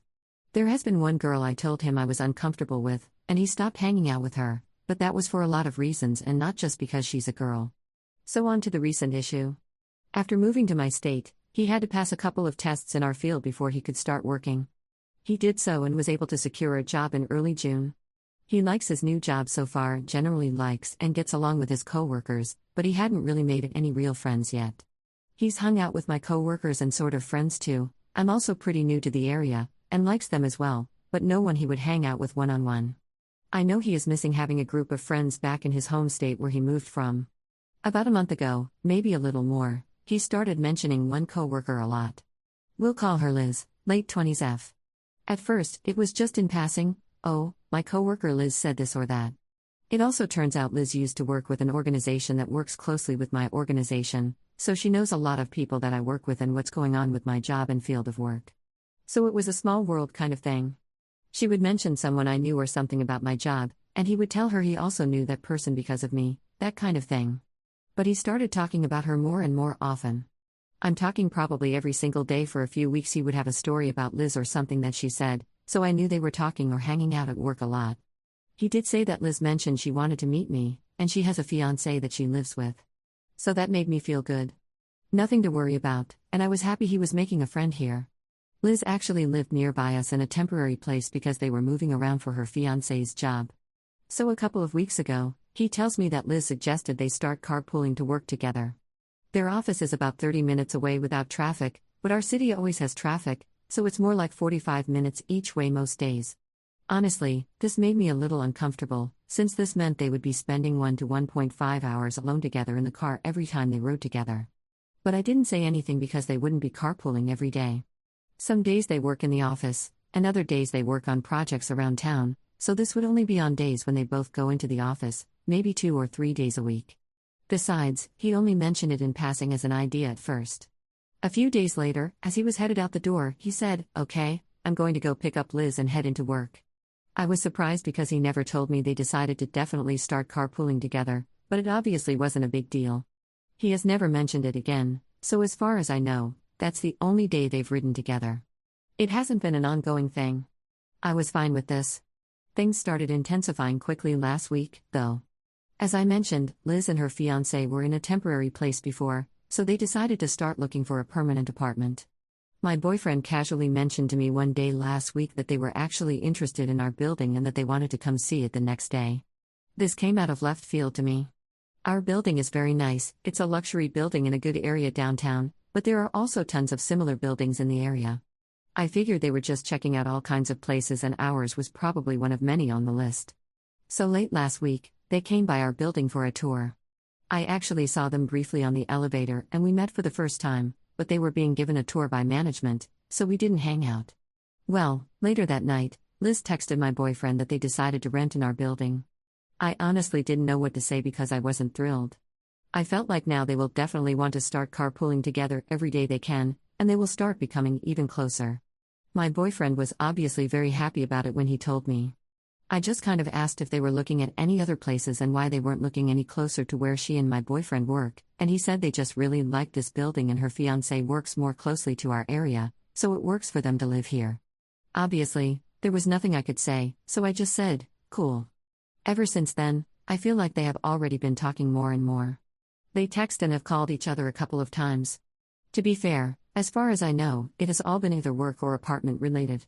But I also don't really see his phone and have no idea how much they actually talk. A couple of final things prompted me to write this post. Up until now, I wasn't thrilled about all of this but could deal with it. This weekend, we traveled to visit my family for the holiday weekend. Yesterday during a family lunch, he got up and went into the other room with his phone for a few minutes. When he came back, I asked, "Where'd you go?" And he just said, "I was getting a phone call." Later, I asked who was calling him at lunch. He said it was Liz with a few questions because they were moving in at the time. This slightly bothered me because I feel like if I hadn't asked, he wasn't planning to tell me it was Liz who called. He went back to our city last night while I am staying in my hometown with my family for a couple of extra days. While driving him to the airport, I got a random thought, so I asked, "You're just going to take an Uber back home, right?" That's how we got to the airport. He kind of hesitated and then said, "I was actually going to see if maybe Liz could pick me up, so I don't have to spend money on an Uber." Yet again, I felt like he never would have mentioned this to me if I hadn't asked. Also, we live close to the airport, so an Uber is not expensive, and he makes good money. I reminded him that Liz and her fiancé were moving that day and probably did not want to come pick him up at the airport. I would have said this for anyone, moving sucks, and he thought about it and agreed. He didn't end up asking her. I don't know what to do from here. On one hand, I am genuinely glad he's making a friend. There are no red flags so far, things seem 100% platonic. Plus, she has a fiancé, so we could all be couple friends. On the other hand, he seems to be getting really close to her really quickly. He talks about her constantly, a lot more than I explained in this post. They are probably going to be riding together often, and I feel like he is starting to, unconsciously or not, kind of hide some interactions with her from me. Is it time to set boundaries? If so, what would reasonable boundaries even be? Is carpooling together too much? Is it okay for them to hang out alone together outside of work? I have no idea, and I've never been in this situation before. I don't know how to talk to him about this. I just feel like we need to have a talk now that she is living in our building, but maybe I should wait and see if things escalate? /relevant comments. Commenter. Have them over for dinner or something. I would have done this a long time ago when he started talking about her a lot. Especially if they were going to carpool and move into your apartment complex. Something longer than just saying hi, see what she's like and what her fiancé is like. See how everyone interacts with each other. You'll know then for sure. If it's a bad situation, it'll be super weird and obvious. Then I would talk to him if it is a bad situation. Tell him everything you're uncomfortable with. Just know that moving is hard and you make new friends with anyone you connect with. Work is a main place to make friends. It could be just fine. The problem now is she lives in your apartment complex, so they're definitely going to get closer, and you might get stuck seeing or hearing about her no matter how this all plays out. He should respect you enough to back off a little with her if you express that you're uncomfortable. That's respect in a relationship. If you introduce him to more people, it may help. Ops response. I like this idea. I definitely want to meet both of them and get to know them, especially now that we're neighbors. I really don't think it's anything bad yet. I think he's genuinely happy to have a friend. But it's also borderline becoming a situation where things could get inappropriate or weird. I want to talk to him without discouraging him from making friends, so it's tough. Commenter 2. The biggest concern to me is that they haven't gotten you and Liz's fiancé together for a double date or something where you all could meet. It sounds like you and Liz have a lot of common work contacts and would have things to talk about at the very least. You met her while she and her fiancé were viewing the building? That's super awkward, and at best, your boyfriend dropped the social ball here. At worst, he's avoiding you and Liz spending time together. Sure, Liz is his friend, they work together and all that jazz, and he doesn't have to include you in everything. But right now he's including you in practically nothing. That would make me worried. I think you need to talk to him about how you're feeling. Don't go into it talking about boundaries or insinuating that more is going on between them than just friendship, but rather how you've been feeling about the situation. It's perfectly fine to have these feelings and to let him know, and it's much better than letting them boil and waiting for something bad to happen. He's your partner, he deserves to know if something is upsetting you, and that's really the only way you two can figure out a way forward that you're both comfortable with. Ops response. You met her while she and her fiancé were viewing the building? That's super awkward, and at best, your boyfriend dropped the social ball here. At worst, he's avoiding you and Liz spending time together. It was definitely very awkward. I do think it was more my boyfriend dropping the ball. He had just told me the day before that they wanted to see our place. They were actually initially going to come over to our apartment that night, which may have made me feel better, but they didn't end up having time. Thanks for your reply, I agree with your take. Commenter 3. I have actually been on the opposite end of this. I was the girl who became super good friends with a guy in a relationship. I started med school and found a new group of friends, 4 guys and 3 girls. One of the guys was in a relationship of about 5 years. We all spent so much time together because we were on campus a lot and studying a lot. I honestly know for a fact that this guy did not at all have any malintent with our friendship. He was extremely committed to his girlfriend and talked about her often. We honestly just got along really freaking well and became really close over time. I did not have a boyfriend when we first became friends, but I did get a boyfriend a few months into the friendship.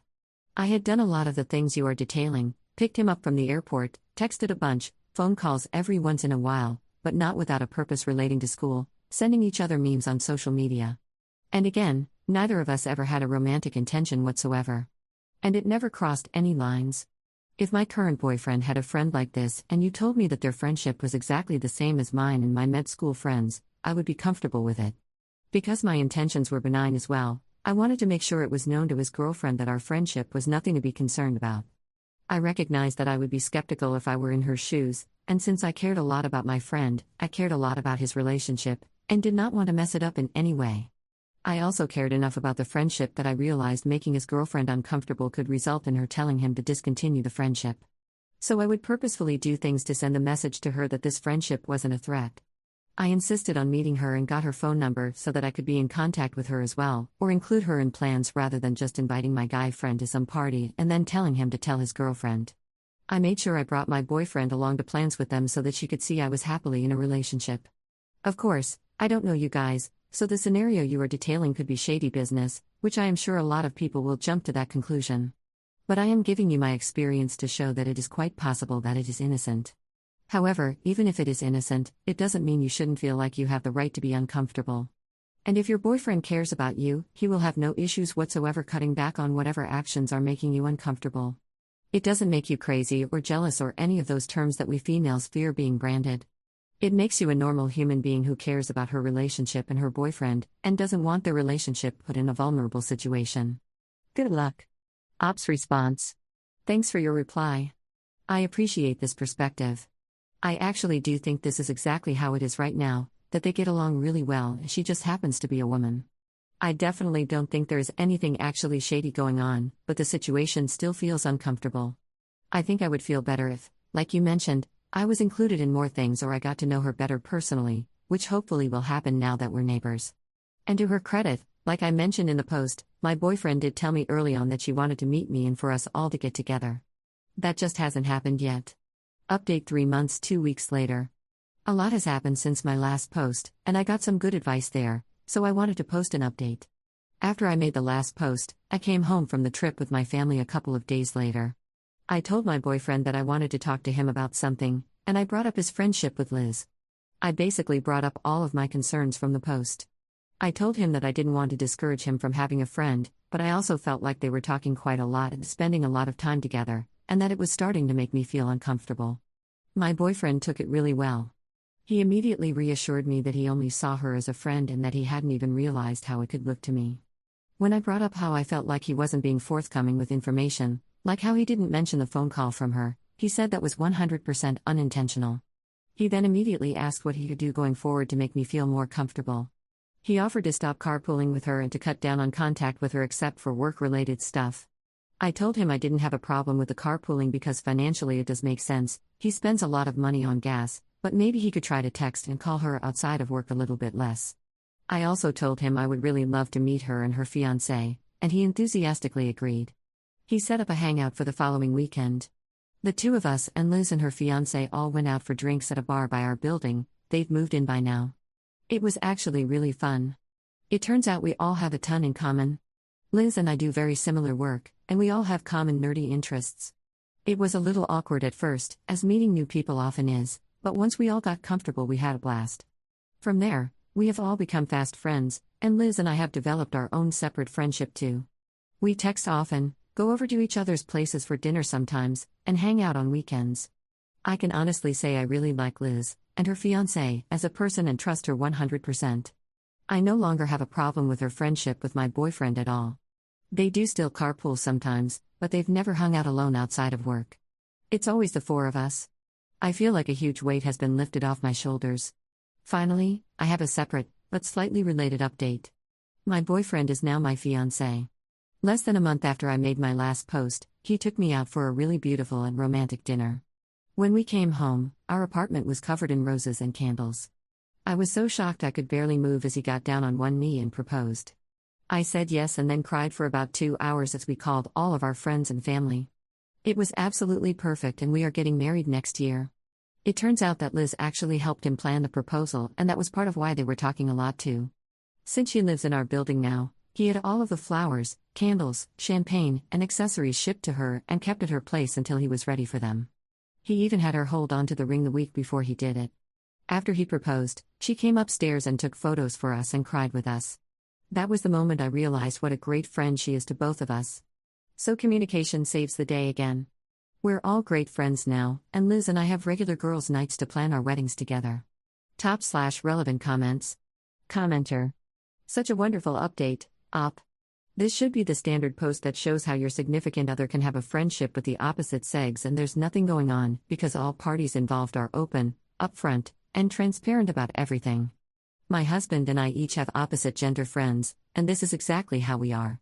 We are all open with each other, we are all friends, there's no hiding people or acting odd about it or making excuses or being unfriendly. That's the difference I wish people would see. I'm happy this all worked out for everyone. Commenter 2.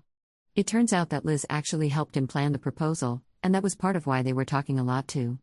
Since she lives in our building now, he had all of the flowers, candles, champagne, and accessories shipped to her and kept at her place until he was ready for them. I swear to God your life is a sitcom episode right now. Great update. Op's response. Haha, right? When I found that out, I actually felt so bad for saying they were talking too much. But I'm glad it all worked out in the end. Story 5. My coworker has become increasingly unhinged with his comments and behavior towards me, thinking I am his soulmate and that his sole purpose for being born on this earth was because of me, and when I GTFO'd and went to my boyfriend about it, he flipped on me and said it's my fault, and I must have done something with him. Posted by u/lucky_explorer_177. Okay, so my 26F boyfriend, 37M, of 9 months and I just had a big fight, and now I'm home alone and seeking advice from strangers, I guess. I'm going through a bit of an ordeal at work where a male colleague became slightly obsessive with me.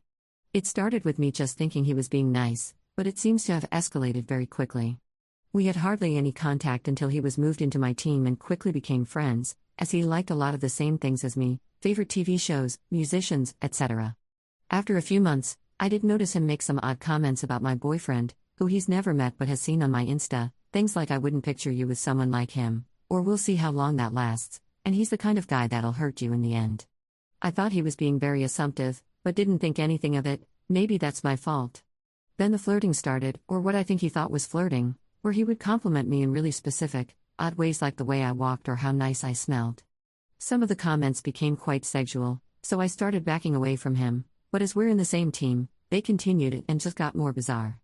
He'd compare me to characters in the shows we both watched but would reference specific sex scenes and how I would do it so much better. Very gross, very inappropriate, I know, but I've never been one to cause a scene or get anyone into trouble, so instead I thought I'd just tell him straight that he was making me uncomfortable and he needed to stop. This was yesterday, and he did not take it well, shouting at me, in the office, that I had no idea what the F I was talking about and soon I'd get it, not sure what he meant by that. He was told to go for a walk and cool off by our team leader. When he returned about 20 minutes later, he immediately apologized and said he had some things going on outside of work and assured me it'd never happen again. He even thanked me for raising how I felt and said that he'd never do anything to make me uncomfortable again. This morning, I woke up to the longest string of messages I've ever received. It was sent at 1 a.m. and started with him saying that he was in love with me and we were meant to be together. The messages then ranged from creepy compliments to saying he was going to find out where I live. One part literally reads, "I was put on this earth for you and you only, there is no other option." I won't bore everyone by putting in the whole text, as this post is already too long, but there are some things that I found very threatening. I called my manager this morning and said I wouldn't be coming into work and that I needed to formally complain about him. She was understanding, and we had a long Teams call and started the process with HR, etc. So, now my boyfriend's response. This morning when I showed him the message, he was supportive and insisted I not go to work and stay at his.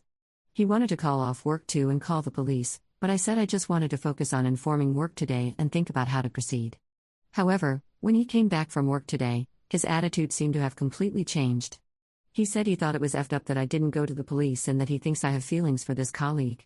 When I assured him that is not the case, he told me that guys don't write messages like that if there's nothing behind it, and that I must have at least been leading this guy on for him to end up acting so irrationally. The more I tried to defend myself, the more irate he got, and he started saying that he hated how I acted so innocent all the time when he knows deep down I'm a WHRE and that he should have known I was a low-value woman. He's never ever called me things like that before, and it was so upsetting. Beyond that, he ended up asking me to leave, so now I've had to come back to my flat when I'm feeling pretty vulnerable and a little scared. For context, I got with my boyfriend quite quickly after I moved to the country I'm now living in, so my only friends are his friends. All my family and friends are back in my home country, so I have nowhere else to go. I really think that what has happened is not my fault, and I'm incredibly disappointed with his reaction, especially when for the past few weeks I've told him how uncomfortable this guy has been making me, etc., so he's been kept informed. However, I think it's important to note for context that he was previously cheated on by his ex-fiancée, so I know that any hint of cheating is a big trigger for him, which may explain his reaction. So, do I break up with him? Sorry for the dragged-out tale, but I wanted people to have all the context. And a bit of a rant, to be honest, as I don't want to tell my family all this, it'll just worry them considering they are so far away. /relevant comments. Commenter. Yes. His lack of patience with his emotions is something he needs to confront himself about, and you do not have to feel obligated to be the one who fixes him or tolerates a grown person treating their partner like that. Let him know, just like the work guy, that he crossed a line. Thank him for the good times and ask that he respect your wishes. You'll make new friends, and his friends are his, so let them become distant acquaintances. Commenter 2. Please go to the police about your coworker. I think you are underreacting to the danger he poses to your safety. His obsessive behavior is really scary, and it sounds like it will only escalate. As for your boyfriend, the low-value woman comment suggests he has been red-pilled. At the heart of his outburst is probably fear and concern, but it's really troubling that he is taking it out on you. This might be a good time to leave and visit home, but not without first filing a police report. You are definitely in danger, and stalkers don't take no lightly. Ops response. Thanks for your advice. I think you're right with the whole red-pilled thing, and I think I know exactly who he must have spoken to yesterday to have come back with that stuff. It's just very confusing when he's never indicated thinking that way himself before. I'm going to see if he reaches out to talk, but nothing so far. As for the coworker, I've stayed home again today but have an in-person meeting later with my manager and HR, as they've opened an investigation. I've blocked my colleague on everything, which I think some comments said was a bad idea, but I didn't realize, so I haven't heard anything from him. But that almost makes me more nervous and paranoid. A work friend is going to come over later to talk about involving the police, etc. Thanks again for taking the time to comment, it's really appreciated. Update 4 months later. Quite delayed, it's been a journey, but I had some lovely concerned messages, so I wanted to post a quick update. Thank you for everyone's comments and messages. You were all bang on, and I'm so glad to say I am out of this situation. Boyfriend update, he came back apologizing, as many of you predicted he would. He confirmed my assumption that he had spoken to a specific friend that day who had gotten him riled up on the idea that it's always the girls who seem innocent that aren't, and that I had clearly been cheating with this coworker. At first, he did pretty well at apologizing and taking accountability on the phone, but when we met up, I could see he was still angry at me for some reason. Turns out he felt abandoned by me because I wasn't the first to reach out after the fight. That's when I knew it was over and I couldn't forgive him. How he was making this situation about himself still blows my mind. I left him, received some more red pill abuse, and have heard nothing since. Good riddance. Stalker update, things got a little scary. I returned to work while he was suspended under investigation. Only 1 week later, I had gone out for dinner, and when I returned home, he was standing outside my apartment building. It was dark and he was wearing a hoodie, so I didn't realize it was him until I got close enough to see his face. I completely froze, and for a second, I stupidly thought he was going to apologize and beg not to get him fired or something, but instead, he said he'd missed me. I have no idea how this man found out where I live, but I think he is very unwell. I backed away into the street, but he grabbed me into a hug or something. I'm not totally sure of his intentions. Luckily, some passersby heard me shouting for him to get off and intervened, forcibly had to get him to let go. He then ran away. I finally went to the police and started the process of getting a restraining order. Even after this, I received sexually explicit emails from weird email addresses and requests from newly made Insta accounts. I have since deleted and remade all accounts. After this experience, I have moved back to my home country. I wish I'd been brave enough to stay, but I was honestly living in fear, not to be dramatic, and just didn't have the supportive friends and family that I needed. Anyway, just wanted to thank all you strangers again who made me feel justified in my feelings. I really have learned a valuable lesson to raise the alarm when you feel threatened, and truly hope none of you have to go through this experience. Also, if someone loves you, they should never abandon you in times of crisis. Stay safe out there. /relevant comments. Commenter. I'm so sorry you encountered such toxic people, felt threatened, abandoned, and terrified. It's awful what they put you through. You are incredibly brave for setting boundaries and sticking to them in such situations. The timeline doesn't matter. What matters is that you stood up for yourself and took action. That can be particularly difficult at work and in a romantic relationship where they seem to have been a huge part of every aspect of your life in a new country. Please know you are a strong woman for identifying what you need and what is important to you, then following through with the big life changes to make it happen. I hope you feel loved, safe, and supported. Ops response. Thank you so much, I really appreciate this. It's been hard to recognize myself as strong when I feel like I ran away, but I really believe it was the best choice for me. And to be honest, I'm just so happy to be home. I hope all the best for you too. Final comment from Op. Thank you to everyone for your comments. I've showed my mom and you've all made her cry. This was her first introduction to Reddit, so now she wants to make an account. It's crazy how much comfort all of you have brought me in feeling justified for leaving. Thank you again, and hope all the best in the world to all of you. Story 6. I have been faithful to my husband for our entire marriage and he is the only man I need in my life, but he recently brought up the idea of bringing other men into the bedroom to be intimate with me while he watches and I turned it down, but I don't think he wants to take no for an answer. Posted by u/Thrower80176. My husband, 42M, and I, 40F, have been married for 14 years, but we've known each other since I was 7 and he was 9. We were neighbors, and his family lived just a few blocks away from mine. We were the best of friends growing up and started dating when I was 13 and he was 15, but we broke up when he left for college at 18. During that time, he had the whole college experience, while I focused more on my education and career, so I never really dated anyone. We reconnected when we were 22 and 24, respectively, and have been together ever since. Needless to say, he was more than surprised that I was never with anyone in the 7 years we were apart. It just never felt right. Now, I know he's been with several women before, but it never really bothered me. I've pretty much indulged every sexual fantasy he's ever had, as long as he promised that sex was just for us. I told him that all I wanted was a committed and monogamous relationship with him, and it's been that way since. About a month ago, he dropped a bomb. I've always encouraged him to be open and honest with me about anything, but it was still a shocker. Apparently, he's always had this fantasy about me having sex with other guys while he watches. The very thought of this made me violently ill, and I told him that I would never do it. He tried to argue for a bit, but he dropped it. Or so I thought. We own several small businesses together, but I've since taken a step back after we had kids. I still help out with management every now and then, though.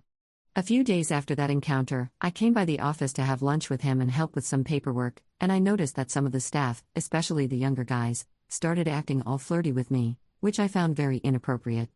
I told my husband, but he just shrugged and smiled, saying it was normal because I was attractive. Even when he had a few of his buddies over to watch basketball, one of his friends openly flirted with me in the kitchen while I prepared their snacks. Again, I told my husband, but he just shrugged it off.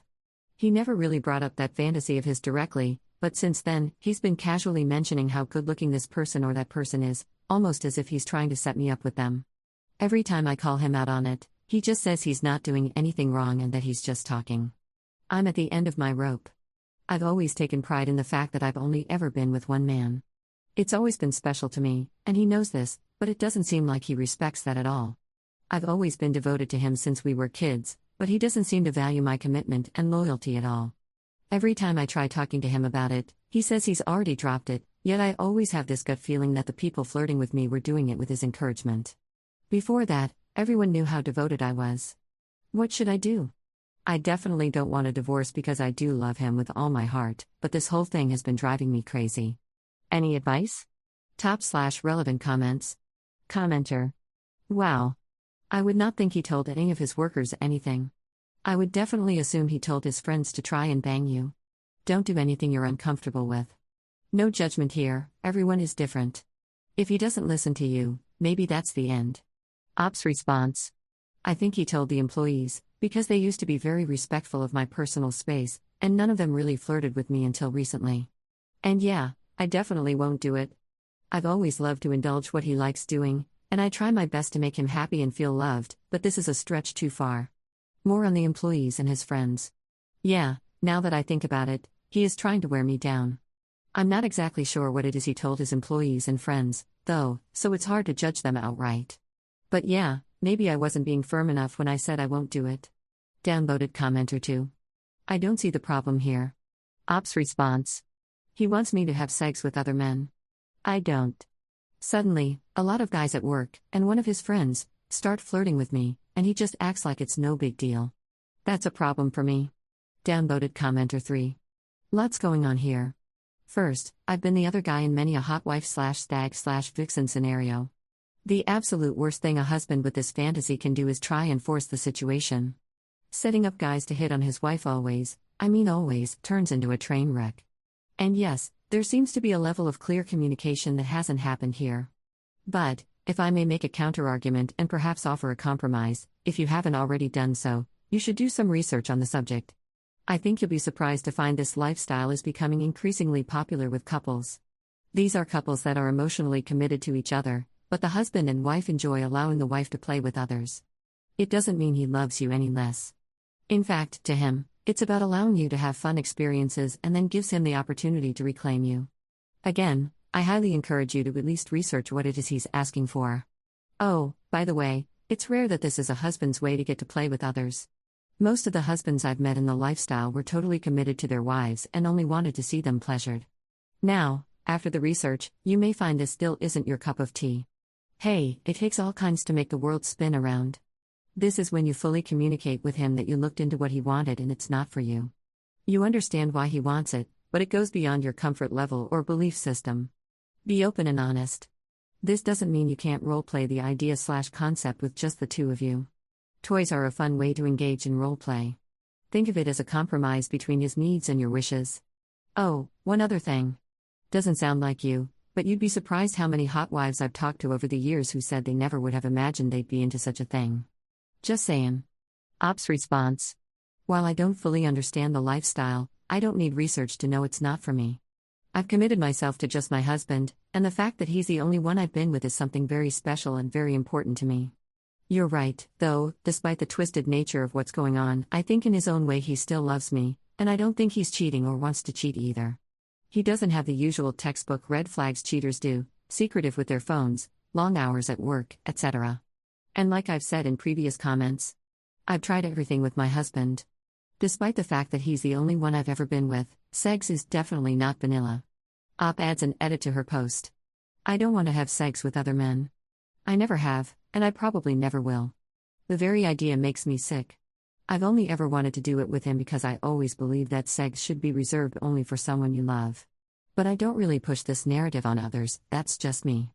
Update 1 month later.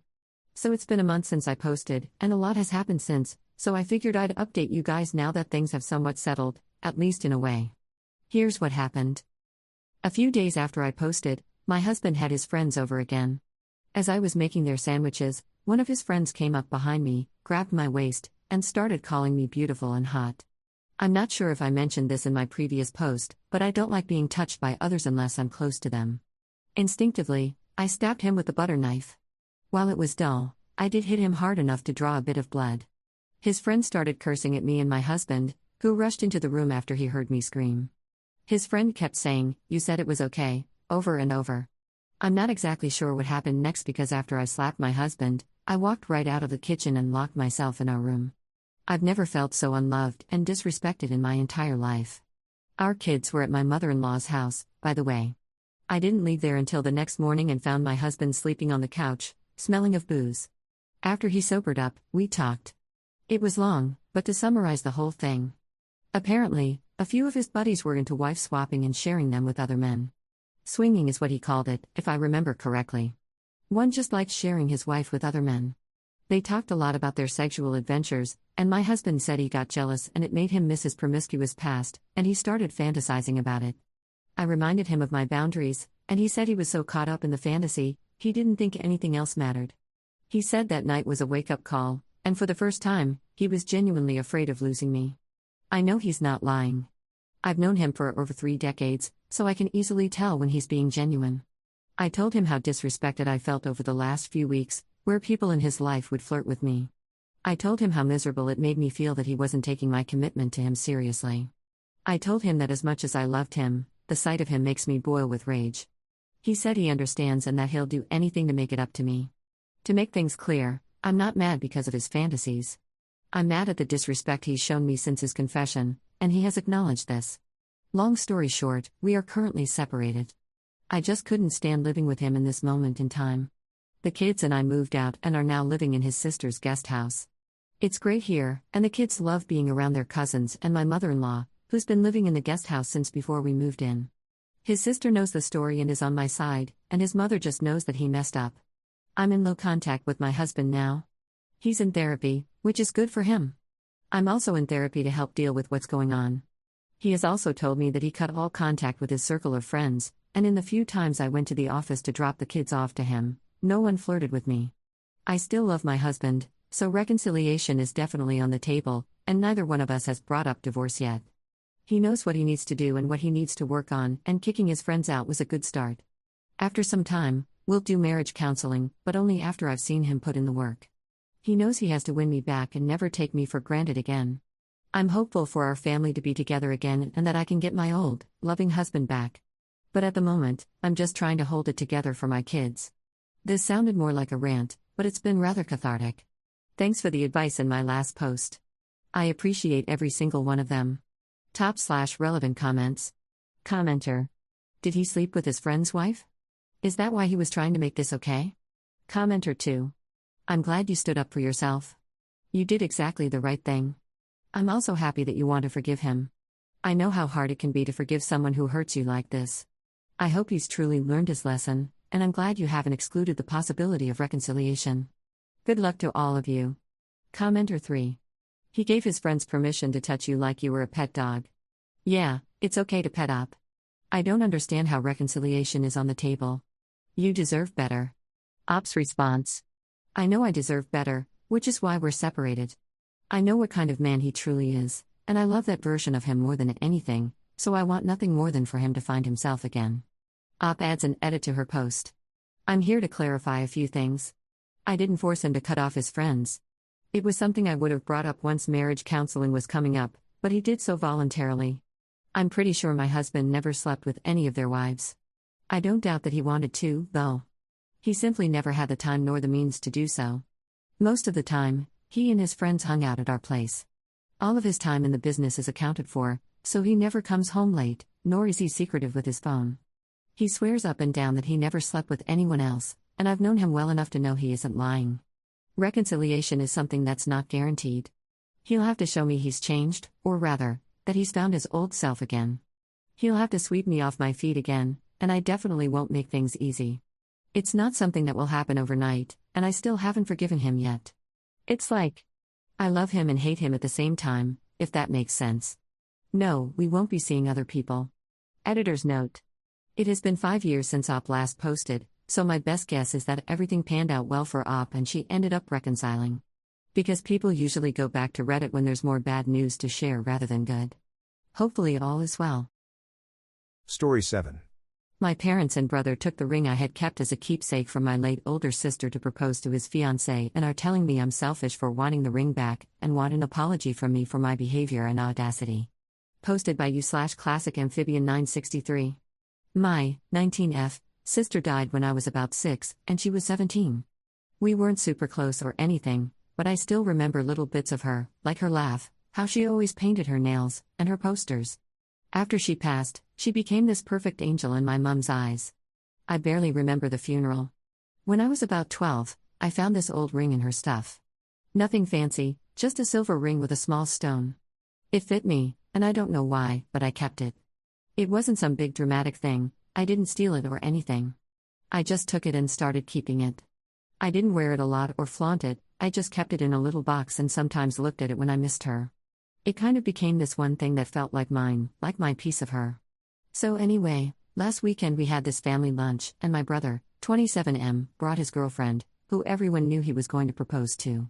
And yeah, he stands up, does the big speech, and pulls out the ring.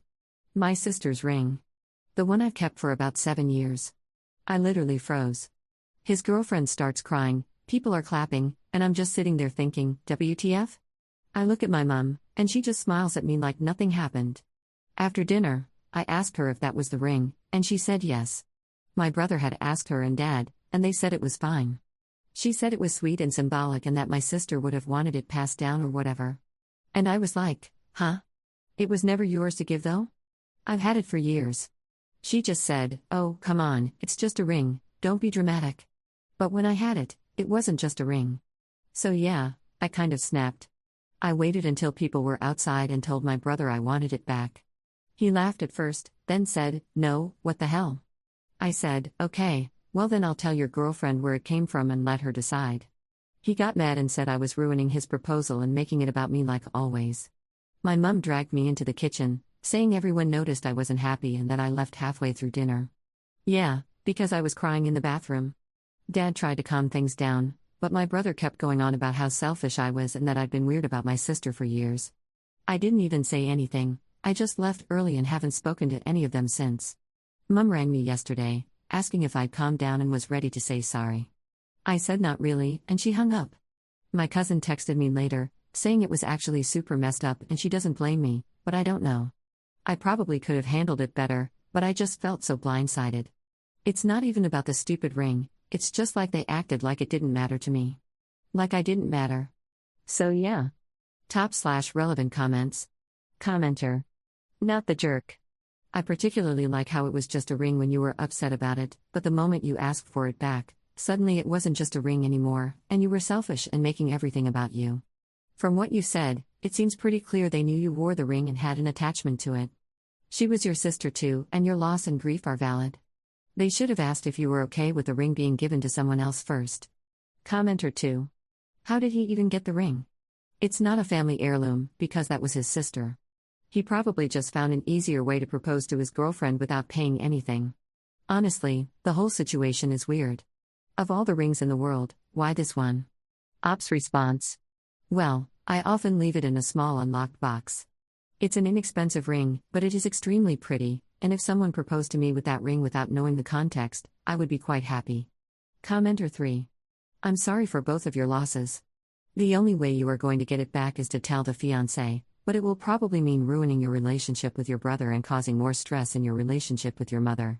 Ops response. I feel like such a jerk for telling her, though, like I've just ruined her day. She's already posted the ring and everything. Commenter 4. So, the trick here is to tell her, but without making yourself look like the bad guy. Maybe something like, hi, her name. I just wanted to clear the air about not looking happy at the proposal, it's not you at all. It's just that the ring was one I'd kept all these years that used to be my sister's, and I had no idea brother's name had taken it from my room. It came as a bit of a shock when he proposed with it.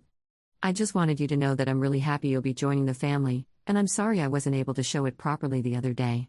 I hope you understand. Love, Op. It's sweet, it's positive, and it totally throws your brother under the bus. Op's response. That might work. It doesn't feel overly confronty, thank you. Update 1 day later. The mods on the other subreddit refused my post, saying updates that don't resolve the conflict aren't welcome, so I'm giving it a shot here. While the final judgment of my last post seemed to be on my side, I'm still so confused by the overwhelming amount of comments that said I was in the wrong. One thing a lot of people did say is that I need to tell my brother's fiancé, and I guess that's right, as it did feel like I ruined her day with my strop. So afterwards, I messaged, apologized, and asked her to meet up for lunch as an apology for the other day. I wasn't going to ask for the ring back, I just wanted her to at least know my side of the story. Anyway, we met up for lunch, had some small talk or whatever, and she showed me the ring. She said, oh, it's so pretty? I know it's not expensive, but if it means so much to your brother for me to have it, it means so much to me. Like. Okay, just miss out the crucial info when telling your future wife, I guess. I kind of just stared at the ring and didn't know what to say, and I guess she must have noticed because she began apologizing a lot, saying, I didn't know, I'm sorry. And I finally got my ring back, or whoever's ring you want to call it. I was near tears. She took me back to my friend's house, and I thought that was going to be it. Later, I got a call from my brother where he said that I'm selfish and so weird about my sister, and that I couldn't let him have his day, it had to be about me. He told me I just ruined his marriage and that I can't claim anything with my sister because I was way too young to have a relationship with her. He ended the call, and I tried calling both my parents, but they wouldn't pick up until my dad called later, telling me he's disappointed in how I handled things and that I've blown up my brother's relationship over a person I barely knew. And honestly, I don't know at this point. I feel it's all gone a bit too far. I don't think I can ever face coming home, and I've just ruined my brother's marriage. Top/relevant comments. Commenter. If simply knowing the full truth was enough to make her leave, it means your brother was manipulating her anyway. You saved that woman. Commenter 2. What a bunch of effing jerks. Of course, a young child is going to look up to her older sister. I'm guessing she was kinder to you than this bunch of ghouls. They knew what they were doing was wrong because they didn't tell you beforehand. Pretending you had no relationship with your dead sister because you were young is just unfathomably cruel. No surprise the fiancé bailed. She saw how they treated you and realized this would be her future if she stayed with your brother, her actual feelings never mattering, only what he thought they should be. Best of futures to you. Sorry you lost your sister and have such a crappy family. Second update 11 days later. My parents blame me for ruining my brother's marriage over my dead sister's ring. Essentially, after I told my brother's ex-fiancée that the ring he used to propose was a keepsake I had kept of my late sister, she gave it back and I presume broke up with him. As of now, I've been staying at my friend's house and will be moving in with my boyfriend for a bit when he comes back from holiday. My parents have taken my brother's side and want nothing to do with me. My brother feels the same. No one in my family, even those who are sympathetic, can get through to them or amend things. It seems the only way to repair the relationship would be to give the ring back, but even then I don't think I can. I'm at a loss, and I don't know what to do or how to go about it. It feels like I'll never be able to come home. Top/relevant comments. Commenter. Here's the thing. Your golden child brother is not going to pan out as a functioning adult in life, and he won't be able to take care of your parents as they get older. So live your life, do the best you can, and just wait. Your parents will come crawling back one day. By the way, the fiancé broke up with your brother because he was so cheap he stole a ring from his baby sister, a ring that belonged to his deceased sister and that the living sister used as comfort. The kind of man who can do that is not the kind of man any woman of merit will ever want to be with. Commenter 2. Do not back down.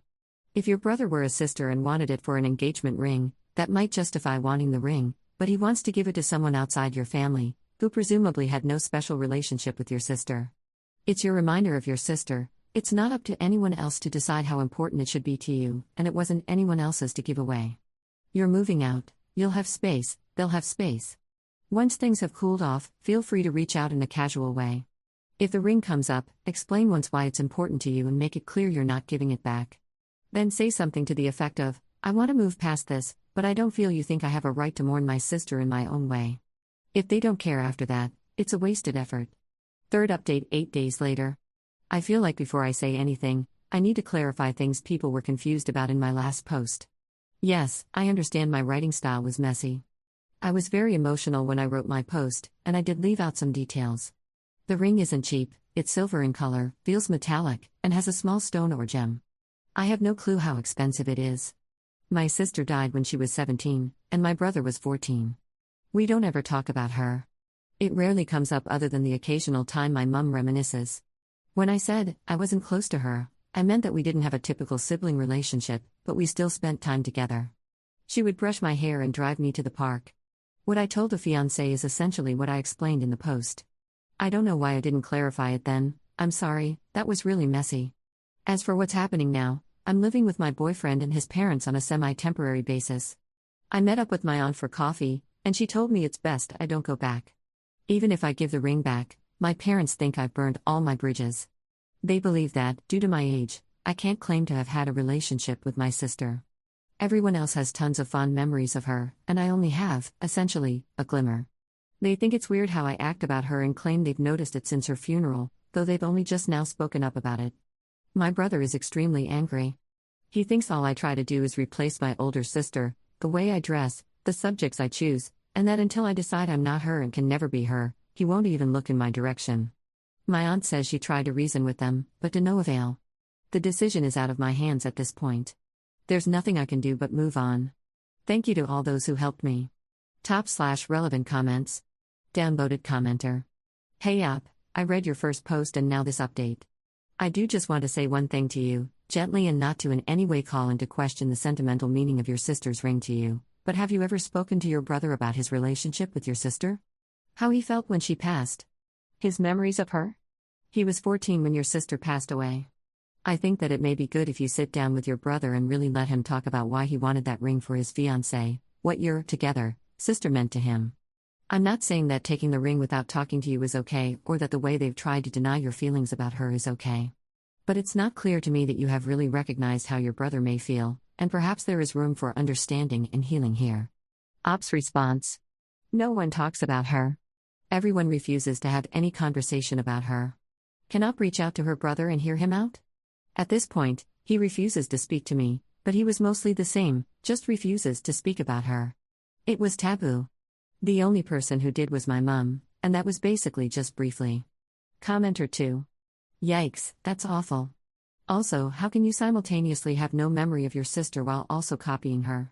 Your family is out of touch with reality. Commenter 3. Your behavior around your sister's death and memory is normal. It's healthy to want a personal connection with her. She was, after all, your sister. Most people would feel similarly to you. Unfortunately, the toxicity and weird behavior from your brother and parents is not normal. They sound immature and full of resentment, as though they own your sister's memory, and therefore, how dare you intrude on that? To be honest, their behavior sounds abusive towards you, almost like they are channeling all their pain surrounding your sister's passing toward you. Do you understand what I'm saying? This current situation is a convenient excuse for them to vent this rage on you. It is not your fault this is happening, that your sister passed, or that you are present trying to understand who she was. Your family don't deserve you. Don't beg for forgiveness or a relationship with individuals who are so committed to rejecting your presence so thoroughly. They are not safe for you, lovely. I think therapy would help. Focus on other extended family members and your chosen family. Your boyfriend, in-laws, friends. Good luck. Story 8. My soon-to-be ex-husband didn't want to give me primary custody and argued for 50-50, but he constantly prioritizes work over our toddler and doesn't pick him up from daycare when he is supposed to, so I let the daycare call CPS on him instead of picking up our baby, and I don't think the courts will look favorably on that for him. Posted by u/throw_ra_separate11. Editor's note: Op made 2 posts in the same day covering the same topic on different subreddits, so I took her sentences and structured it into a more coherent original post. My soon-to-be ex-husband has always expected me to pay 50-50, but he never did his fair share of chores and childcare. Eventually I got fed up and I told him we should trial separation, likely leading to divorce, mostly trying out logistics. This was me trying to convince him to pull his own weight, otherwise I'm out. Anyways, he said he would want 50% custody. So I told him if he seeks 50-50 custody, he should expect to pull his weight. I told him we can divide 1 week for him and 1 week for me. We're currently doing it as a mock house swap. Whoever has custody would live in the main house, whoever is not would live in the apartment. The apartment must be cleaned at the end of the week before the swap, or else the new person can hire a cleaner at the other spouse's expense. So far, I've had to call a cleaner almost every week when moving in. It's been several months and it was the 8th time daycare has called me because he was unable to pick up our toddler. Sometimes he was just a no-show and the daycare would call me because it's already been half an hour since their official close time. Every time, the daycare is pissed at me for making them stay overtime and we're charged $2 per minute for being late. They threaten to call authorities and CPS if we keep doing this. I tried to explain the problem, but daycare doesn't care, as they shouldn't. Well, last week, it happened again and I told daycare to go ahead and call the authorities and CPS. My soon-to-be ex-husband showed up an hour late and met our toddler there with the cops. Daycare also threatened to kick our toddler out, again, understandably so. He was extremely mad I did this. My soon-to-be ex-husband said I was a cruel mother for abandoning our toddler. I told him I warned him multiple times in the past, and issues only arise when he has custody. I told him repeatedly that if he cannot get out of work reliably, he needs to hire a babysitter/nanny and he cannot rely on me as his primary backup. I'd get it if it was like once or twice a year or if babysitter/nanny plans fell through. But if I'm his ex-wife and he has custody, he shouldn't depend on me as his primary backup. And I also felt bad about leaving our toddler, but if we separated, this would only keep happening and I felt short-term pain might be worth a long-term gain. I feel bad our toddler is caught in the middle, but was I the jerk for letting daycare call CPS? /relevant comments. Commenter. What you should do is keep a calendar of the times he has not picked up the child and keep screenshots of when the daycare calls you and why. CPS getting involved now could negatively impact you in the court system since there is nothing on paper. Ops response. True. We do have texts and emails with the schedule written clearly. Commenter. That won't really matter to a judge in family court overseeing a child neglect case with CPS. They will look at you and ask why the heck you didn't pick up the kid when you were fully capable of doing so. Ops response. I was at work. I schedule myself to work 16-hour days when I don't have him, and I work 4 to 6 hours on the days/weeks I do have him. Commenter 2. What is your goal in this? From here it sounds like you are trying to scare him into trying harder in your marriage at the expense of your son's stability. If you want a divorce, find a good lawyer and follow their advice to the letter. If you want to save your marriage, find a good therapist and follow their advice. For the love of all things, leave your son out of it. Document, yes, but pick him up when he needs you. Trying to manipulate him with CPS calls and a looming threat of child support will not end well for anyone, your son most of all. Ops response. No, I am tired of him and want to leave him. If he wants custody, I want him to be a responsible parent on the days/weeks he has our child. I want him to prove he can handle his requested 50% custody. I don't want to do 50% custody but in reality have full custody. He can just pay child support then. Downvoted commenter 3. Being a high earner and a reliable child picker-upper doesn't really go together. At least it hasn't since the dawn of time, they usually pay someone for that. I'd say just get yourself a nanny and let him pay for it. You were wrong to even try for 50-50 like that if you don't bring in 50% of the income. If you do, just hire someone. The logistics of children's needs aren't bargaining chips for saving your marriage. It wasn't cool to weaponize their care in exchange for your marriage. You're unhappy? Get out, but don't do this type of thing. I don't say this to belittle you in any way, I say it to get you back to reality. For whatever reason, legitimate or excuse, he's been either unwilling or unable to meet your needs. That means you have to adjust your expectations. And he can just tell it to his maker when his day comes. This man does not have your standards of cleanliness nor your anxieties about picking up the children on the dot, so make arrangements and get his cash in court. Don't frustrate yourself with this nonsense. Ops response. I'm not really trying to save our marriage. I'm trying to obtain full custody. He will fight for custody, and if he were able to care for our toddler, I'd be totally fine with it, but he can't request custody and not actually have custody. We're trialing separation because we're trying out a house swap idea. I also want documentation that he's unable to take custody. Commenter 4. Wait, does he outturn you and still want 50-50 with his actual freaking wife? Or do you also make similar money? Why did you move for separation if you have the funds to rent a whole second apartment? You didn't think to hire a cleaner or nanny first? I mean, without answering those questions, it sounds like you should be collecting proof of his inability to do his fair share and then let a divorce lawyer get you primary custody. I wouldn't ever involve the goddamn Fed/state in my child's life just to prove a point. You need to knock that freaking crap off right now, because you have no court order protecting you from CPS's wrath. You are operating on a trial basis with no judicial oversight. If CPS is called, they'll ask, yeah, but you're the child's mom and you'd rather call CPS to prove a point rather than take care of your own child? Goddamn, this is freaking diabolical on so many levels. You clearly hate this man more than you love your child. Ops response. We used to make the same, started off around $300K. After kids, I cut my hours and his career kept growing. He now makes $500K plus, excluding bonus, and I make $100K as per diem. Making $100K is not enough for daycare, a nanny, and a cleaner by myself. I don't hate him, but I don't think he's fit to be a primary or equal guardian. If I keep calling out randomly from work, because he's not willing to, I get fired. Then I'll really be screwed. Why is the trial separation necessary?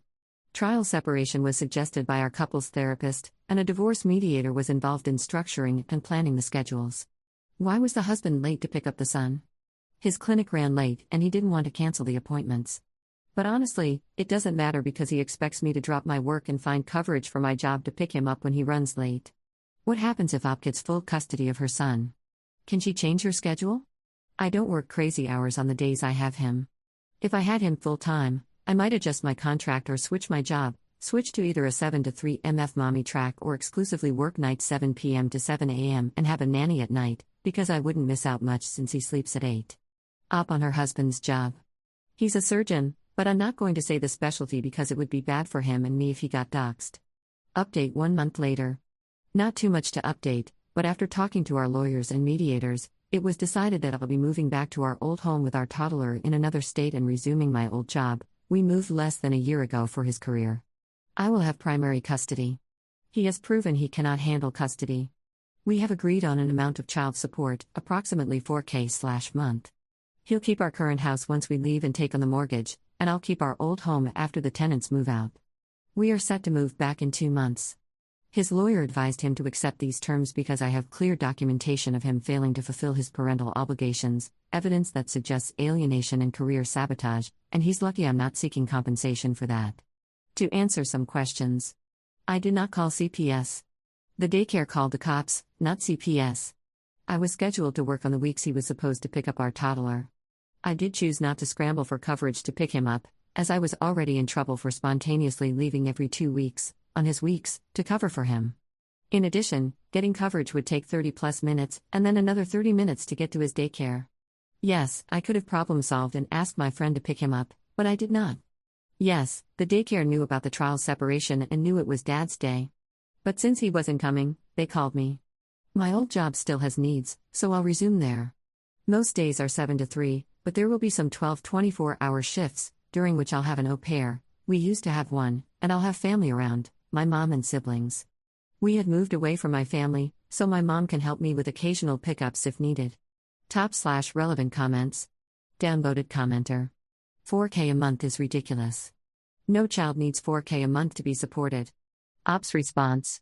In 2024, we spent approximately $80K on childcare, not including food, diapers, medical bills, etc. That was the figure we used to estimate. That's with 2 parents. If split evenly, that would be $40K each. But since he's not parenting, he's paying more than half. Daycare plus au pair plus occasional night coverage. In 2024, we were both working full-time. He was younger then and bonded well with our AP, so I didn't mind working more. Now he is asking for me, so I'll return to my old job part-time. Edit: why do we need so much coverage? We're a dual physician home. We take call. We take emergency calls too. We work nights. We work weekends. We work before daycare opens. We work after daycare closes. So we had daycare, 8 to 5, 4 days a week, for most of the care, an au pair for the mornings and evenings outside of daycare hours, and he stayed home Fridays with the AP. We had a night nanny because I worked a lot of nights to avoid missing out on being with him. My ex was on call essentially 365 days a year. Every night I worked, we had a night nanny as backup in case my ex got called into work, which is $250/night. Commenter 2. I don't know. I would love to get his side. You sound spiteful and vindictive. Ops response. His lawyer literally said not to take me to court. I'm letting him off easy. Commenter 3. If you have to take a pay cut to make this happen, he should also cover the difference. Ops response. I took a $250,000 pay cut. That's why his lawyer is like, STFU, take it. Why didn't Ops' ex hire a nanny to pick up the kid? Ask him. Good question. Actually, I suspect I know the answer, though he hasn't said it. I suspect he was trying to trap me. He got another job in another state away from my family, which forced me to change jobs and cut my hours, resulting in a $250,000 income cut on my end so his could grow. He probably wanted me to keep playing the traditional wife. Commenter 4. You're still the jerk for allowing your son to be put through that, which probably scared the crap out of him. Ops response. Maybe, but even if I tried to pick him up, I'd still be an hour late. Because daycare called after 5 p.m., it takes over 30 minutes to get coverage, then it'll take around 30 minutes to get to him. And he wasn't scared, he was hanging out with his daycare teacher, who was justifiably annoyed. Op clarifies how many times her husband had been late and how she had to pick up their son. No.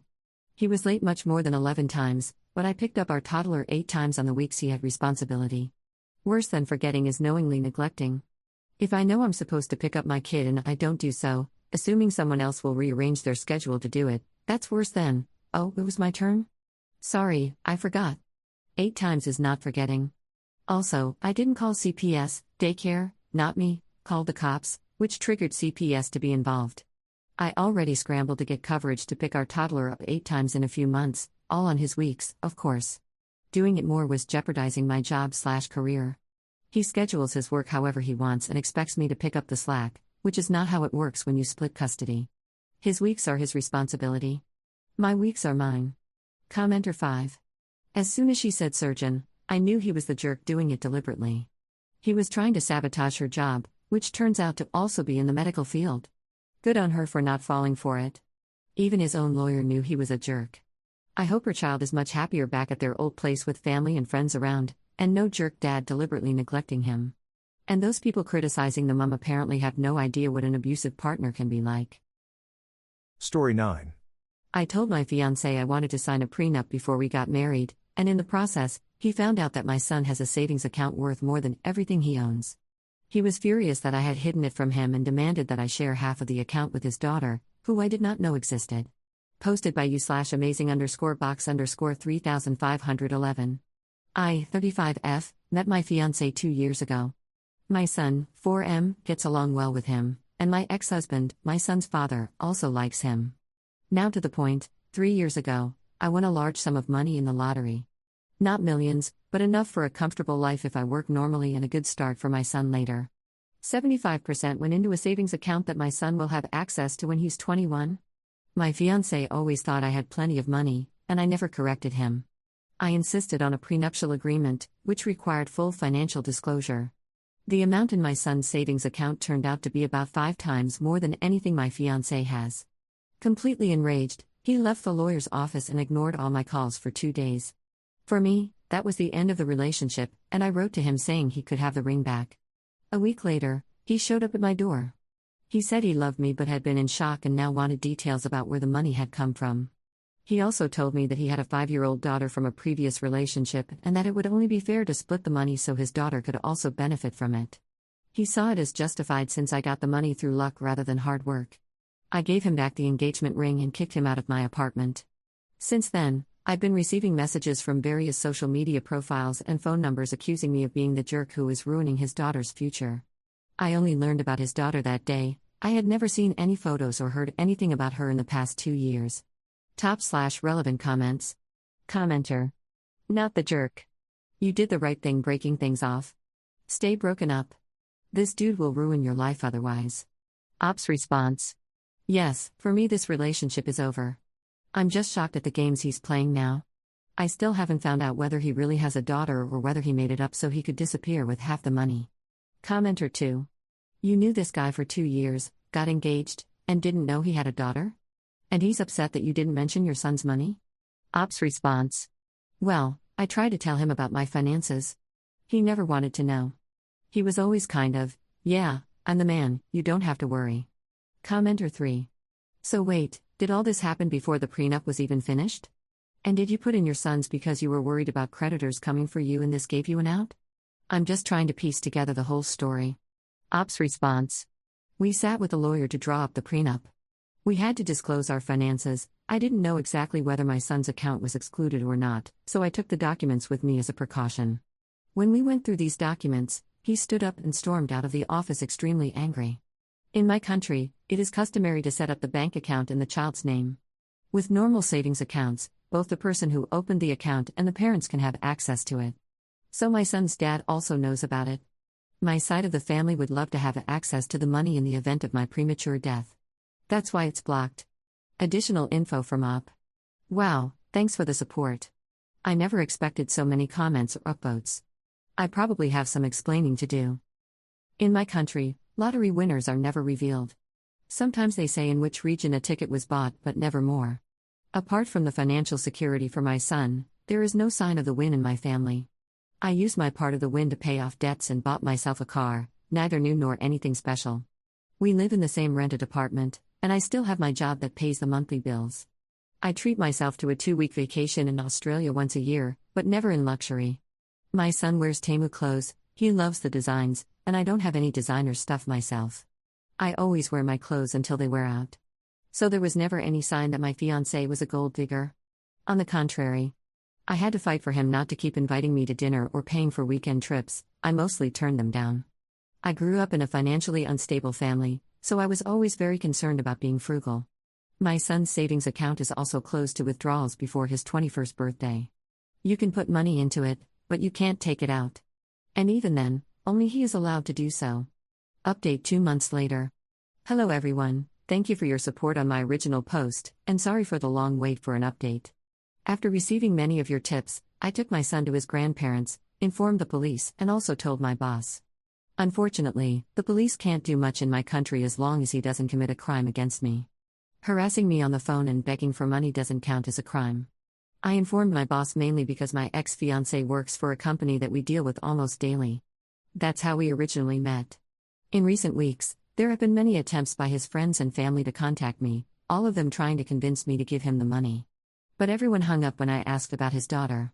When my ex-fiancé showed up at my workplace, he didn't normally have to do that after getting a promotion. My boss called his company and explained that if he took one more step in my direction, all contracts would be cancelled due to their unacceptable behavior. This led to a meeting with my ex-fiancé's boss, my boss, and me. I didn't share every detail, but when it came to the money, his boss explained that my ex-fiancé actually wanted to buy a large stake in the company and was allegedly just waiting for a loan to be paid out. This made it clear why he wanted my son's money so badly. My ex-fiancé is actually a highly respected employee at his company, which is why his boss was reluctant to fire him. Especially since that probably wouldn't have improved my situation, and similar to the police, his boss considered it bad behavior, but not a criminal offense. At the same time, my company is a very large client for them, and sweeping the whole thing under the rug wouldn't help. After a few days, I received news that my ex-fiancé was being transferred to another branch of the company, several thousand kilometers away from me. The company's purchasing department also clearly rejected the purchase. Afterwards, I found out via social media that my ex-fiancé actually does have a daughter. A friend was still following him on Instagram to keep an eye on him, and when she looked at his tags from the last 6 years, she noticed his ex. A look at her profile showed a girl of the specified age. I contacted her, and she willingly explained how much he had wanted a child and how, when the ultrasound showed it was a girl, he left her. He broke off contact with the mother during the pregnancy and willingly gave up all his rights and obligations as a father. She is now in a happy relationship, and her husband loves her daughter. She never asked my ex-fiancé for money. Following your advice regarding the savings account, I contacted our financial advisor and can now say that I must apologize to you. It is indeed a trust fund, I just hadn't referred to it as such until now, as it's mainly called a savings account in my country. But yes, it is a trust fund in the American sense. I discussed with my ex-husband, my son's father, how we would arrange the payout and, thanks to your tips, we have now decided on a staggered payout from ages 21 to 35 so that he has support during several stages of his life. The amount at age 21 has been set so that it can be used for college, but at the same time, it won't hurt too much if he squanders it. My question about am I the jerk here was mainly because many people in my circle called me that for persuading my ex-fiancé to sign a prenuptial agreement. But for me, prenuptial agreement was important for several reasons. To secure my son's money, and now I know he wouldn't have been able to touch it. I started a small business alongside my main job, nothing big at the moment, but it's still mine. I'm saving so I can eventually realize my dream of owning a house in Australia, and I didn't want to lose that money to him in a divorce. In retrospect, I can see how many red flags I overlooked with him, and I will definitely be more careful in the future. Thank you for your support, also via DMs. /relevant comments. Commenter. Protecting your son's future doesn't make you the villain, it makes you the only one in his corner while everyone else tried to cash in. Commenter 2. As a fellow Australian, I'm not sure what lazy police officer told you harassing calls don't equal a criminal complaint. But they are wrong. You can absolutely lodge a formal complaint against him if you have a record of all the call logs. And while it may not lead to charges or court, the police can make a visit and tell him to stop. You can also inform your phone company about it if it continues. Ops response. I live in Central Europe, and unfortunately, things are very country-specific here. He didn't threaten me, blackmail me, or anything like that. He made a hell of a lot of phone calls, yes, and tried to persuade me, but nothing that could lead to a court order, according to the police or my lawyer. He didn't show up at my door, and when he showed up at my work, it was the first time I had seen him in weeks. Story 10. I want to nuke my fiancé's twin sister after she went behind my back and pretended to be my wedding planner, trying to cancel my venue and change my catering options, saying she was just helping because I clearly wasn't making good choices. Posted by you/throw RA 62758. Sorry, even after removing some stuff, this turned out to be really long. Throw away so hopefully Kayla doesn't find this. My fiancé, Nate, 27M, and I, 26F, have been together for almost 3 years. He proposed to me about 6 months ago, and shortly after, we found out I was pregnant. We are planning to have our wedding in the spring of next year. Nate has a twin sister, 27F, who we will call Kayla. Nate and I announced our engagement and my pregnancy at the same time. We made a cute little Facebook post with a couple of engagement pics and an ultrasound photo that said something along the lines of, "The Smith family is going to have 2 new additions." Kayla commented almost immediately that we would have to wait until next year to actually get married because she looks best in fall colors and, as my maid of honor, she'll get a say in choosing bridesmaids' dresses. I literally stared at my phone screen wondering if I had read something wrong. I showed the comment to Nate and asked him why she thought she would be my maid of honor. He said he had no clue. So, I texted her, and this is how that exchange went. Me, "Hey Kayla, I see you saw our announcement on Facebook. Thank you for being ready to step up for me, but we haven't started working out wedding logistics yet. And I haven't picked my bridesmaids, much less my maid of honor. Once we have more details of the wedding worked out, we will let you know." Her, "Well, you don't have to choose a maid of honor anymore. I'm your maid of honor." Me, "I don't understand. I never asked you to be?" Her, "You don't have to ask. That's what makes me such a good sister."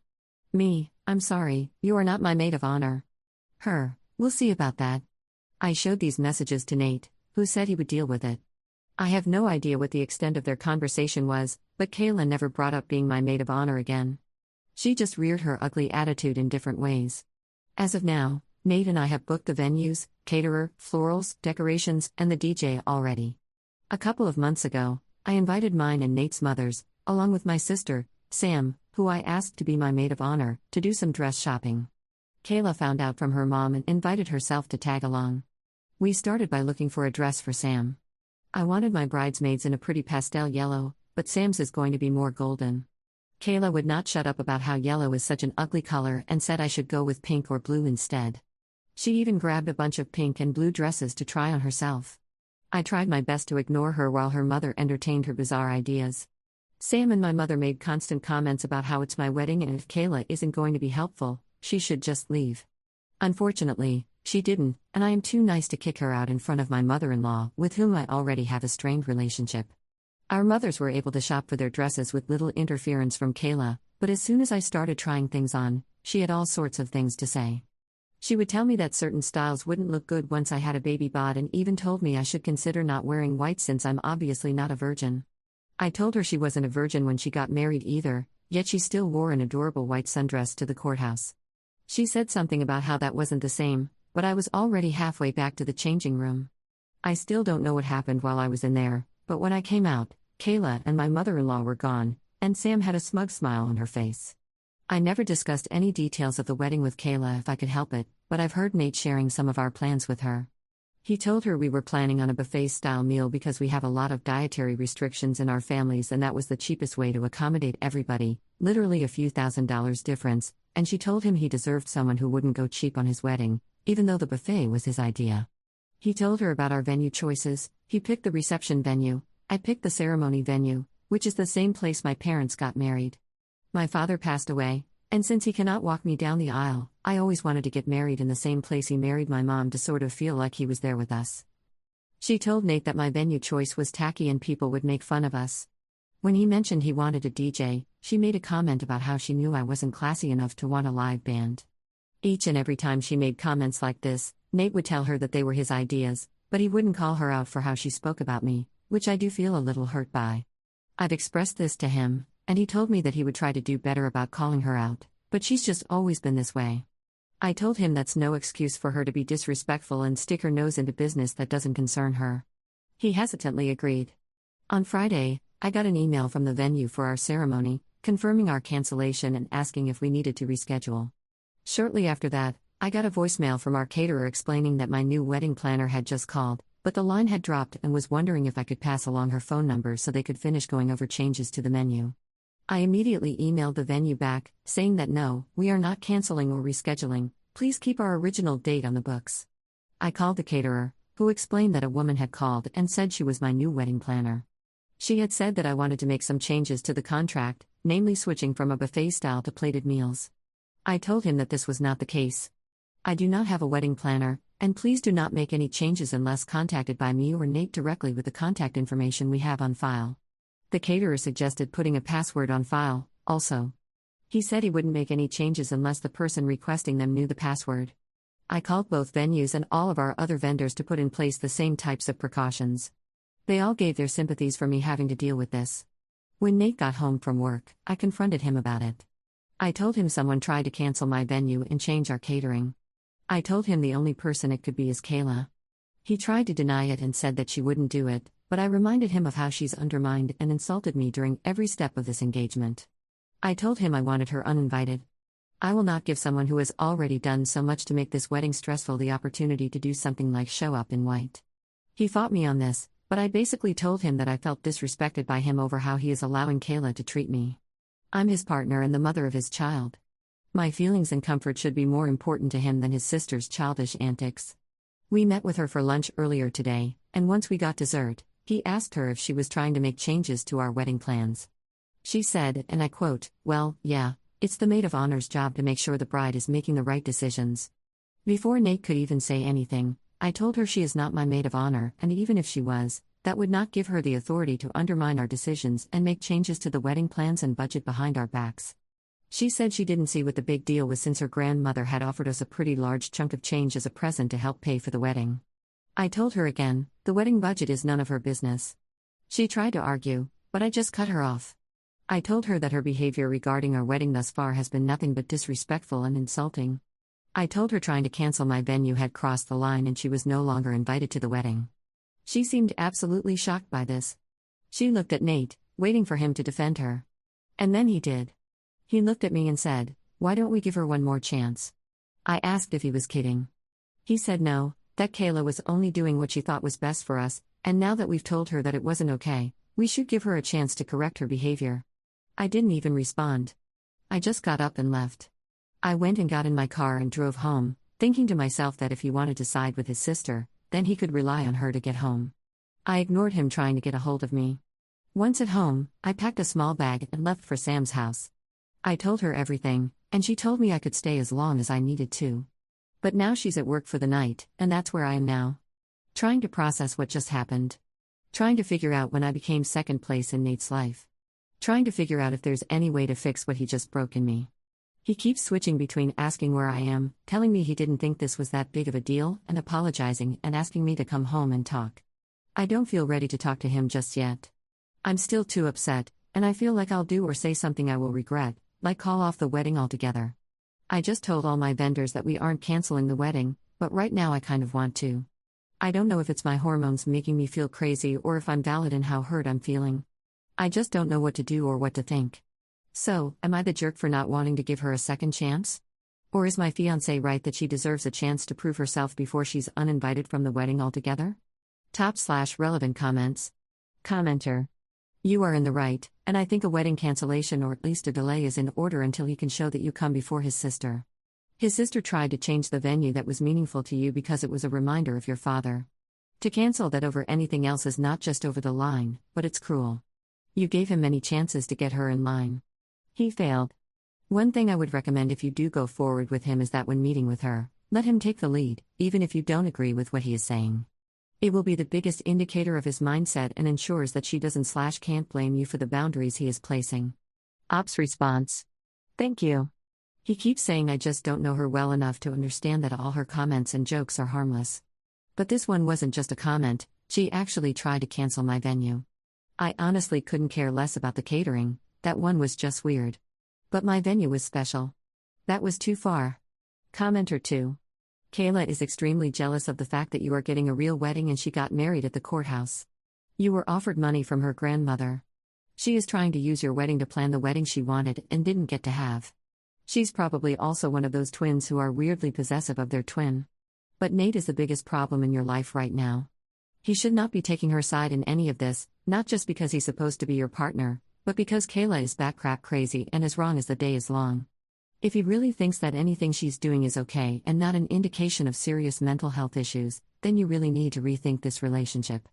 Nate is rationalizing his sister's delusional control freak behavior and snotty, disrespectful treatment of you when he should be able to see how bizarre and disturbing it is. You may want to consider running. Ops response. You might be onto something there. Kayla was married and divorced within 6 months. She found out she was pregnant and eloped with her boyfriend at the time. Shortly after, She tragically miscarried, and he then left her. Now that I think about it, looking back, I think that's when her behavior started getting worse. Then, when we made our announcement, she fully jumped into the deep end of the crazy pool. Upon being told her story is fake. I guess that makes sense. I wish it wasn't real.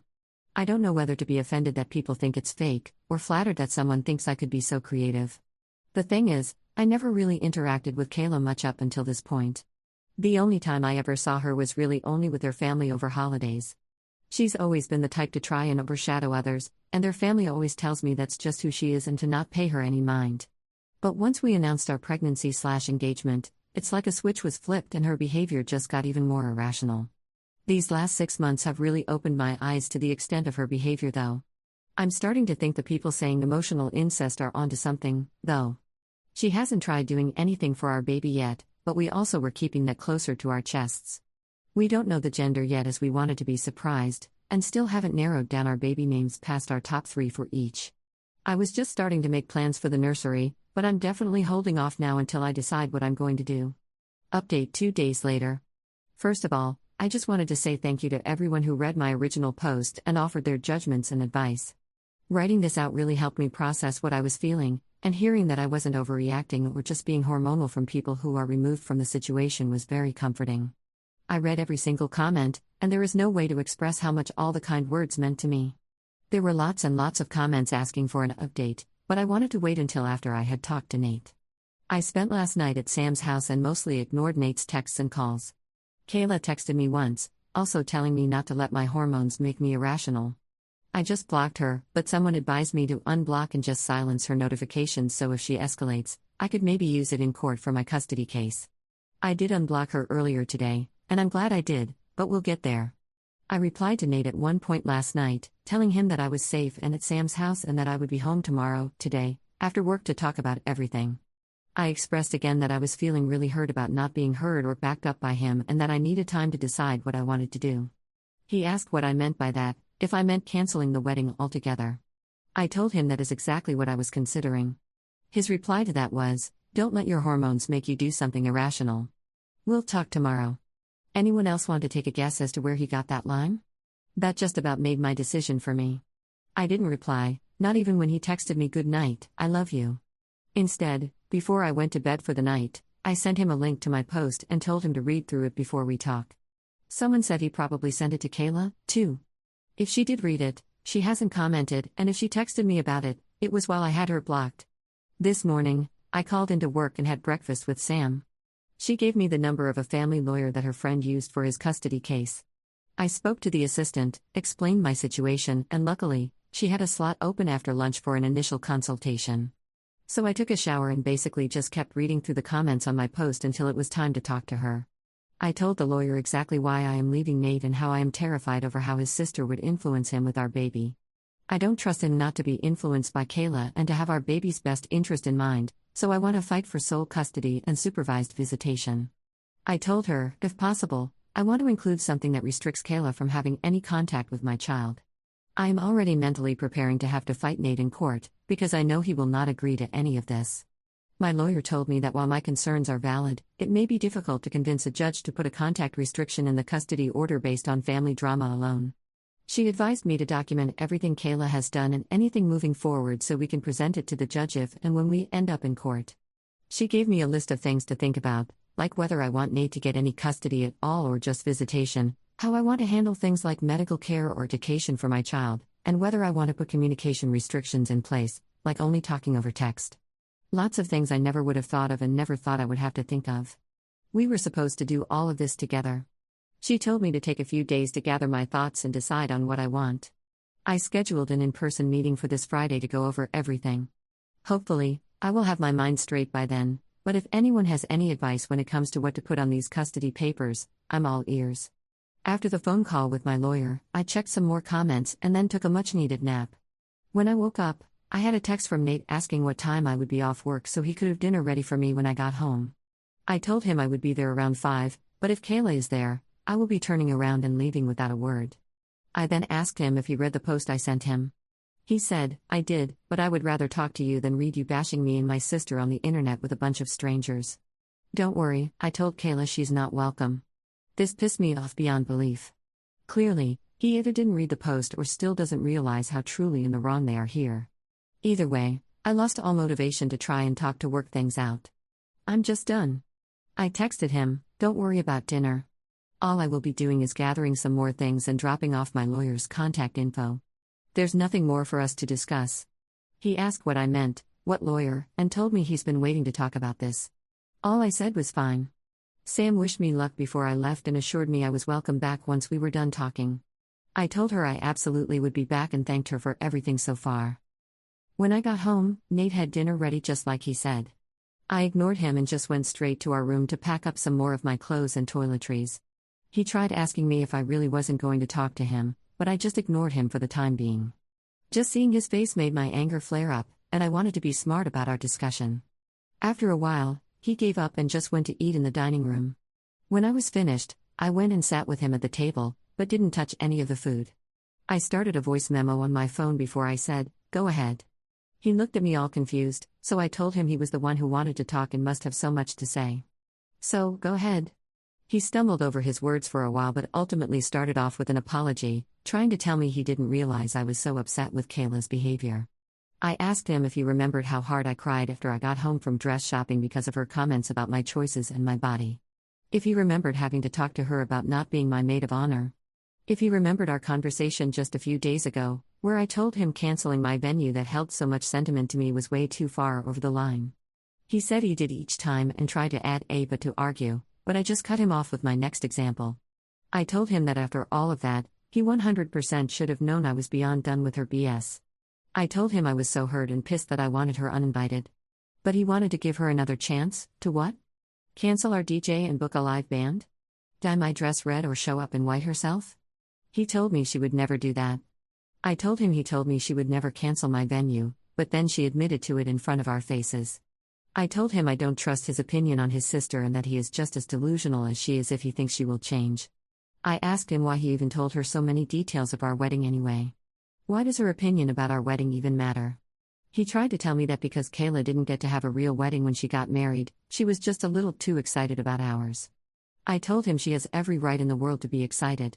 But that does not give her any rights to insult or change our choices regarding what we want for our wedding. She'll have plenty of opportunities to have a real wedding. If she could stop for 2 seconds and take her nose out of our wedding business, she could go out and find a man or woman to marry herself. Poor soul, whoever that may be. I asked him, "What's next? She gets to name our baby since she lost her own?" The look on his face made my stomach feel sick. He told me, and I quote, "Actually, Kayla does have a few ideas for what we could name our daughter." Daughter? Side note, I had mentioned in a comment previously that we were waiting to be surprised about the gender of our baby. We were discussing baby names and had settled on the top 3 for each gender.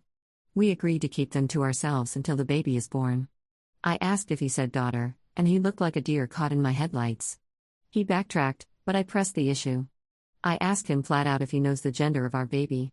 He hesitated, but ultimately confessed to remembering that I filled out an information release form at my first OB visit, so he called the office and asked them for the results of our gender scan, claiming that we changed our minds and he was going to do a reveal for me. I feel absolutely sick and violated. I asked him what the hell he was thinking. He said Kayla was feeling left out since Sam was planning my baby shower and not including her, and that she just couldn't wait to find out. I demanded he tell me everything. What else has he gone behind my back to do? Did he give her the idea to pretend to be our wedding planner? Was he the one that had her cancel my venue and change our catering? He tried to tell me no, of course not. She did that on her own. But I could just tell that he was lying. He absolutely put her up to all of this. At that point, I didn't even care why he did. It's clear that none of our decisions will ever actually be ours. He will always do whatever the hell he wants to and get Kayla to back him up. I don't even want to think about how many of our decisions in the past were completely undermined and changed by these two. I asked him, if Kayla came to him and told him everything I'm telling him, that she doesn't feel supported by her partner, that her partner went behind her back to learn the gender of their baby without her, that her partner was retroactively changing every decision that they had agreed upon, that her partner was letting their sibling bully her relentlessly, what would he say to her? He didn't have a response, and honestly, if he did, I didn't want to hear it anymore. I knew the answer. I told him that as the woman who is supposed to be his wife, me and the baby I am carrying should be his top priority, not his twin sister. I said him going behind my back like this for something as important as the gender of our baby is absolutely unforgivable. There is nothing that he can say or do to fix this now. I told him I will no longer be marrying him, but it's up to him if he wants to cancel all the vendors. I said, "You're more than welcome to use it all to marry Kayla, seeing as she's the one you obviously care the most about." He tried to backtrack and apologize and explain, but every time I just cut him off and told him that I had heard enough, and my mind was made up. There is no going back now. If he wants to have even the slimmest chance to get me back and have a real relationship with our baby, he will need to attend some serious therapy and do a lot of work on himself and his relationship with Kayla. I told him no woman in her right mind would ever marry him while he was this enmeshed with her. I told him that any contact we have moving forward will be through my lawyer. I want nothing to do with his family, and if I get what I want, they will have nothing to do with my daughter because I'll be damned if I let him subject her to this treatment. I put my lawyer's name and phone number on the table and walked out. He didn't try to follow me. So now, on top of dealing with my lawyer for the custody case, do I have to file a complaint with my OB office? Are they allowed to just give him this information without my express consent? Or did me stupidly putting him on the information release form I signed give them blanket consent to share any and all information with him? God, I didn't think this could get any worse, but I guess that's on me for being naive. I'm glad I recorded the conversation, though, and got him admitting to doing all of this. I don't know how or if it will help my custody case, but I sent it to my lawyer with a note that we can discuss more on Friday. I'm back at Sam's place now. She was already at work when I got back, but I texted her to wake me up when she gets home. I need my sister. I also called my mom and told her everything that's happened so far. She cried with me for a while and then asked me if I needed her to do anything. I asked her if she'd be willing to go to the house with Sam and get the rest of my stuff because I do not want to see Nate right now. Just picturing his face is making me feel sick. She said she is more than willing. Kayla did text me again. I'm assuming Nate talked to her after I left. It was a very long, cruel message. To summarize, she just called me a delusional control freak who can't let Nate make any decisions for himself and insulted my venue choice once again. And then said that she hopes my baby is stillborn because I don't deserve to be a mother. Honestly, after reading it, I thought the message would hurt, but it just gave me a really good laugh. I took a screenshot and sent it to my lawyer as well. And that's where we're at. The wedding is off. I will call all the vendors tomorrow and see if we can get any deposits back. If not, I'll let them know to contact Nate and Kayla to see if they would like to keep things as planned. Let them throw a party for all I care. But I will be canceling my venue regardless of my refund. Neither of them is going to step foot in that sacred place if I can help it. I didn't realize how much I was letting this weigh on me until now. I feel like a huge weight has been lifted off my shoulders, even though a new one is settling very quickly. Writing everything out like this is truly so freaking helpful for me to process how I'm feeling and what I need to do. I don't know if I'll keep doing formal updates, but for anyone who is interested, maybe I'll just treat this profile like a little journal as this all unfolds. Thank you again to everyone for all your advice and for showing me that I'm not crazy. /relevant comments. Commenter. I'm late to all of this, but wow. One question I haven't seen an answer to: where do Kayla's and Nate's parents sit in all of this? If you send them some of this, will they support you? I know it could go either way, and you know them better, but if you can get them on your side, it probably would help all around. Kayla and Nate need to know there's nowhere they can hide if they ever want to recover and become actual members of society. And their support could help you and the baby, of course.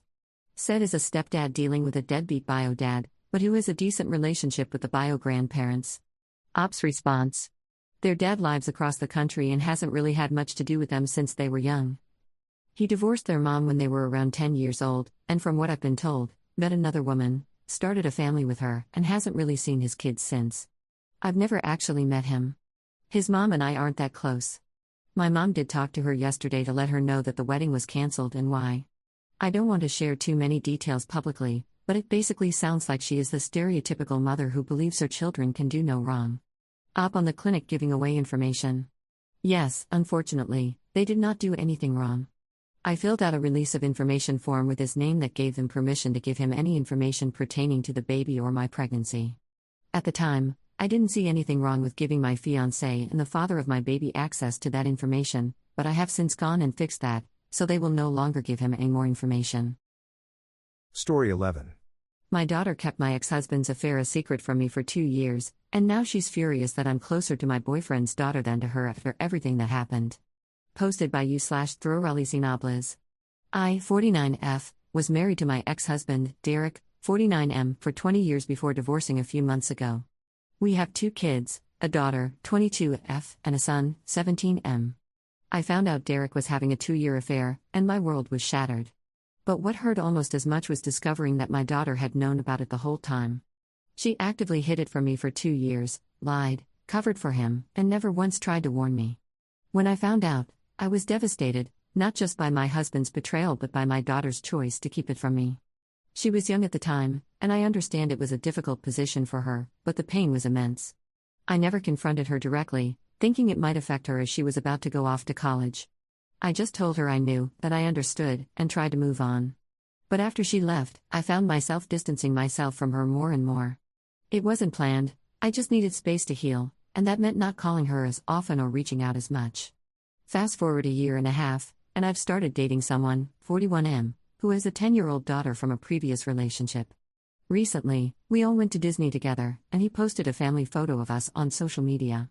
For context, my boyfriend covered all the expenses as a gift for his daughter's birthday, wanting to make it special for her. Along with my son and me, she chose her 2 cousins to come along, making it a big family-style trip that was all about her. My daughter must have seen it because she didn't call me for over a month afterward, and honestly, I wasn't as affected by her absence as I would have been before.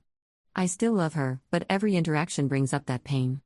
Out of nowhere, she called me in tears. She was screaming, saying I obviously hadn't forgiven her and that I'd shut her out on purpose. She accused me of replacing her with my boyfriend and his daughter.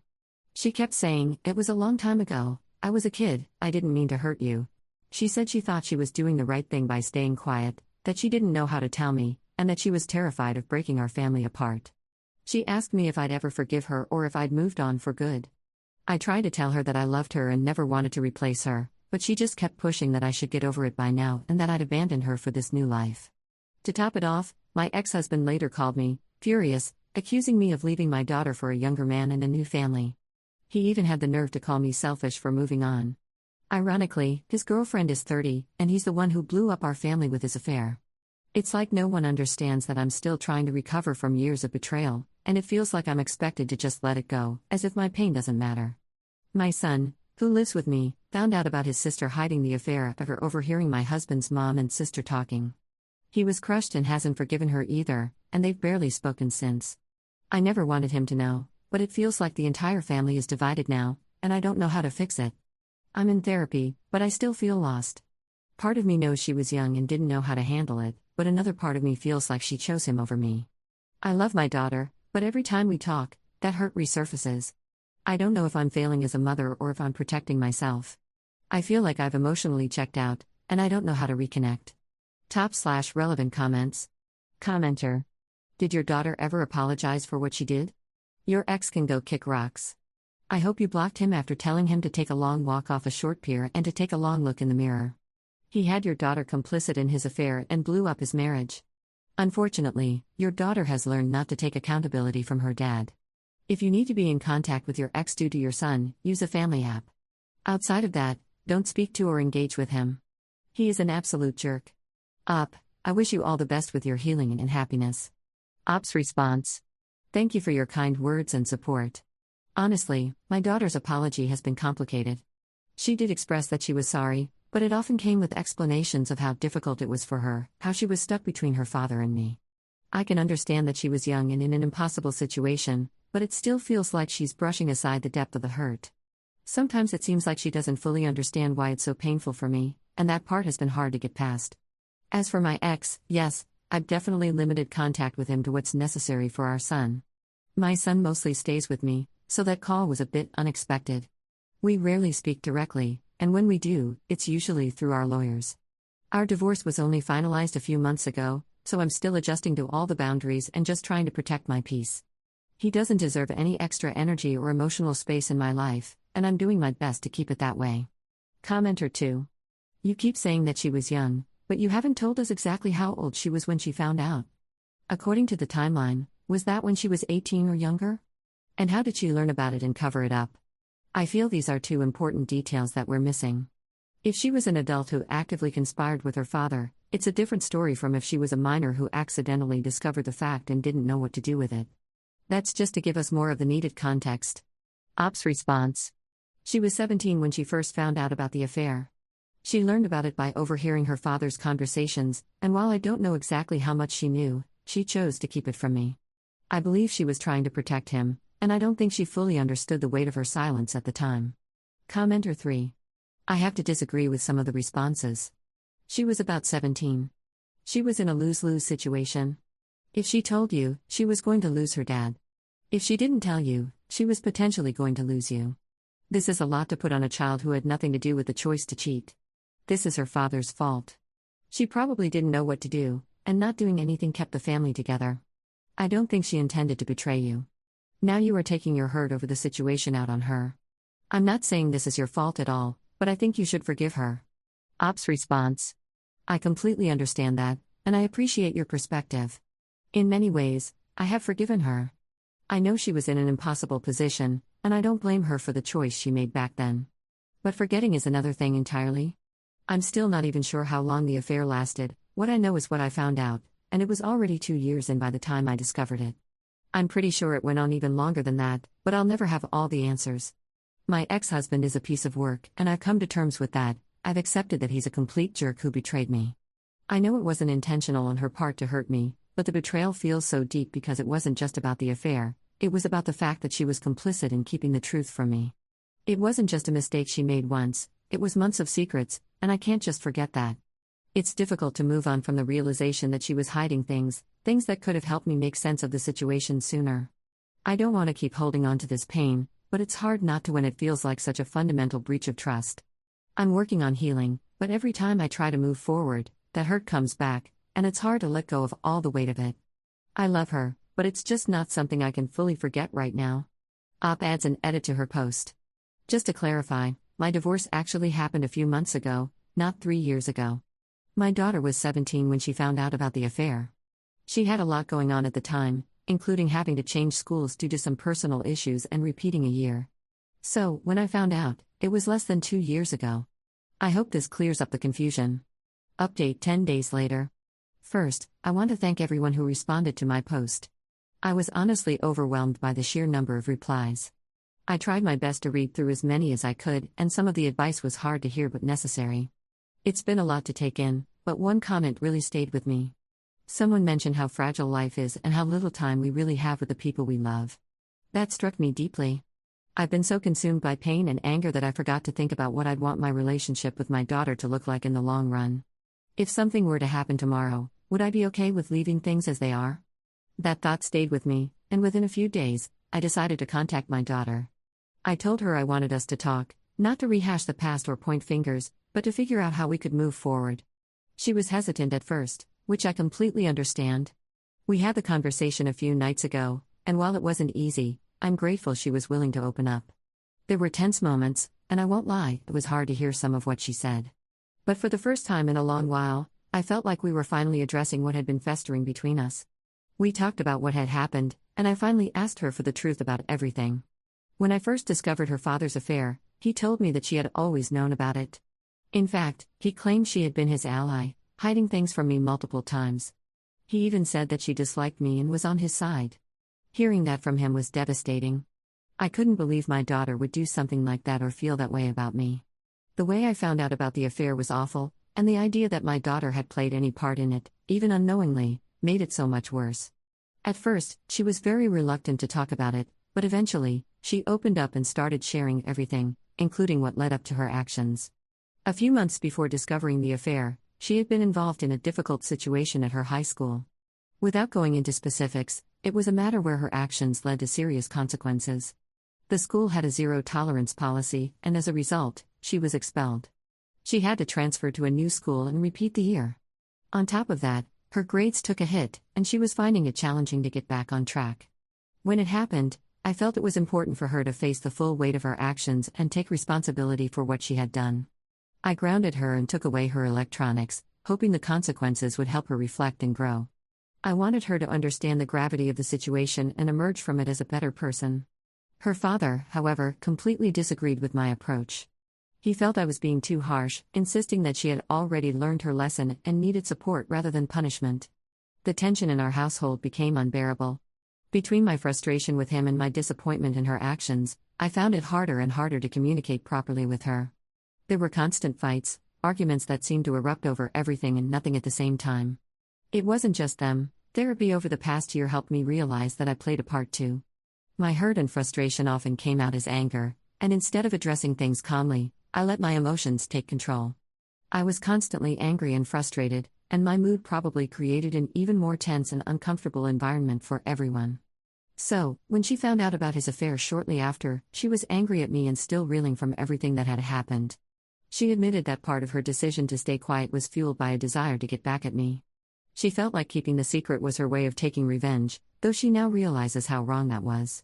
She also told me she had tried to get her father to come clean, but he discouraged her from doing so, telling her that I had already been disappointed enough by her situation and that she shouldn't make things worse. Feeling trapped, she lied and kept lying, hoping it would somehow blow over without me finding out. Hearing this from her was heartbreaking. It didn't justify what she did, but it helped me understand her perspective. Knowing her father pressured her to keep a secret makes my anger toward him even stronger. He broke everything with his affair and then used our daughter to cover for him, making her feel trapped and responsible for his lies. I hate what he put her through. To be honest, our marriage was already going through a rough patch at the time, and we likely would have ended up divorcing anyway. However, it's one thing to fail as a husband, but to fail so completely as a parent is unforgivable. They always had a good relationship, and I never wanted to ruin that for her, even when I was angry. But seeing how he used her in his lies has only deepened my resentment. I told her that I've been hurt, not just by her actions, but by how deeply they shook my trust in her. At the same time, I reminded her that I love her, and I always will. I said that while I can't change the past, I want to rebuild our relationship. We agreed to take things one step at a time. I suggested we try online therapy together, and while she was hesitant at first, she agreed. She's already been seeing a therapist on her own and wasn't sure about opening up in a joint session, but I think she ultimately realized how much I want to make this work. I also brought up her brother. They've never had the closest relationship. He's always been more of a reserved, independent person, while she's more outgoing and emotional. There's been tension between them in the past, and ever since he overheard what happened with her hiding the affair, they've barely spoken. I've tried to talk to him about maybe giving her another chance, even when I wasn't on the best of terms with her. I really want them to have a good relationship, but I also don't want to push him too much. He's his own person, and I don't want him to feel like I'm trying to force him into something he isn't ready for or doesn't want to do. He's allowed to make his own decisions, and if they need time apart to heal, I'll respect that. Someone mentioned the unrealistic standards we often hold women to, and I've been thinking a lot about that. I don't hold her to any impossible standard just because she's a woman. She is the light of my life, but sometimes, I realize I've shared everything in such a negative way because of how it all played out. I'm just trying to make sense of it all. I don't know exactly where I stand or what I'm feeling at times. I'm just moving through life like anyone else, doing the best I can. Thank you all again for your advice and for giving me the push I needed to start this conversation. It's not easy, but I'm hopeful we'll get through this, one step at a time. /relevant comments. Additional info from Op on her response to a commenter regarding the said incident involving her daughter. Of course, I haven't come to terms with it. You want to give me a recap? Let me give you a effing recap. My daughter participated in an inexcusable situation, a situation that pushed another girl so far that she almost did something irreversible. Almost destroyed herself. The other girl's parents filed a complaint against the school, and my daughter admitted she was to blame. Admitted it and still made excuses for herself. So yes, I punished her. What the hell else was I supposed to do? Sweep it under the rug? Pretend it didn't happen? My husband sided with her. Said she'd been through enough. She'd been expelled, as if that was enough. She threw tantrums, acted like a victim, and kept saying she'd learned her lesson. I did everything a parent is supposed to do. I tried to be the best possible mother I could in that situation. Then, I found out my husband was cheating on me. Not just cheating in the most gut-wrenching, humiliating way possible. And what did he say when I confronted him? That my daughter had known all along. That she'd helped him keep his secret. And on top of that, he told me she didn't even like me. You want to talk about poison? That's poison. Hearing that from someone you love. Knowing your own child had sided against you in something so vile. But even then, I didn't scream at her. I didn't lash out. I distanced myself, yes, but only because I didn't want to cause more damage. Was I supposed to act like everything was okay? Was I supposed to just hug her and pretend none of this had happened? Everything was not okay. But I'm trying now. I'm trying my level best to fix this situation. My son doesn't want me to, he thinks she's toxic and tells me to stay away from her. But I told him no. She's my daughter, and I'm going to try. And yet here you all are, passing your random judgments. Like I haven't been breaking my back trying to hold this family together. I didn't ask for your judgment. I was giving an update. But fine, screw you. Second update 1 month later. I don't even know how to start. My relationship with my daughter has always been difficult, but everything truly shattered when I found out she had hidden her father's affair from me. She knew what he was doing, and she didn't tell me. When the truth came out, not just about his betrayal, but about her secrecy, it broke something inside me that I haven't been able to repair. Even before the secrecy of her relationship with her father came to light, we weren't in a good place. We had been constantly fighting. Years ago, there was an incident at her school that changed everything. She had bullied another child in a way that I can only describe as horrifying, so bad that it led to her removal from the school. I had been through something similar in my childhood, but from the other side. I was the victim. What she did brought back memories I thought I had buried, horrible ones I still haven't fully dealt with. I might have overcorrected in her punishment. Maybe I went too far. But I wanted her to understand that what she had done was not just wrong, it was extremely wrong. I took away her electronics because that was the medium she had used to fuel the bullying. Everything she did online was monitored. She could only use electronics for homework, and even that was supervised. I made her volunteer at places where she could see the impact of her actions. I even put her in therapy. I did everything I thought was necessary to help her, to make her grow into a better person. But no matter what I did, the fighting continued. She resented me for taking those steps, even though I was trying to protect her and guide her toward doing better. And then the situation with her father came to light. When I found out she had been hiding his affair from me, it broke something between us. I never stopped loving her, I couldn't, but I felt so deeply betrayed. I didn't confront her, I didn't even know how to. Every time I thought about saying something, I froze. Instead, I distanced myself in the ways that mattered most. I still spoke to her. I still picked up the phone when she called, attended her events, and supported her financially. I never abandoned her in those ways, but I couldn't be there for her emotionally like I should have. Every time I looked at her, the pain came rushing back. I wanted to fix things, to be the mother she needed, but I didn't know how to be close to her without falling apart. It was so effed up, and I know I failed her in pulling away, but I just couldn't handle it. Now, after all this time, we're in therapy together, trying to rebuild what's left of our relationship. I don't know if it's helping or hurting. The first session was fine, awkward, but manageable. The second session, though, it felt like being gutted. She spent the entire time blaming me for everything. She said I ruined her childhood. She brought up the punishment from years ago, saying I overreacted and destroyed her life. She refuses to acknowledge the harm she caused back then, or the pain she inflicted on that other child. She also refuses to see what her father did to me. She paints him as some perfect, amazing person, while I'm the villain in her story. Does she not see how he manipulated me? How he broke our family? He manipulated her too, making her hide everything in the first place. She said she was just protecting him, but how could she not see the truth? Yes, our marriage wasn't perfect. We married for all the wrong reasons and were heading for divorce anyway, but how is everything my fault? I've spent months trying to find peace. I've worked so hard to rebuild myself, to find some kind of balance. And now therapy feels like it's tearing all of that apart. I'm exhausted, mentally, emotionally, physically. I feel like I'm breaking my back trying to fix this relationship, and I don't know if I'm strong enough to keep going. I love her. She's my daughter, my blood.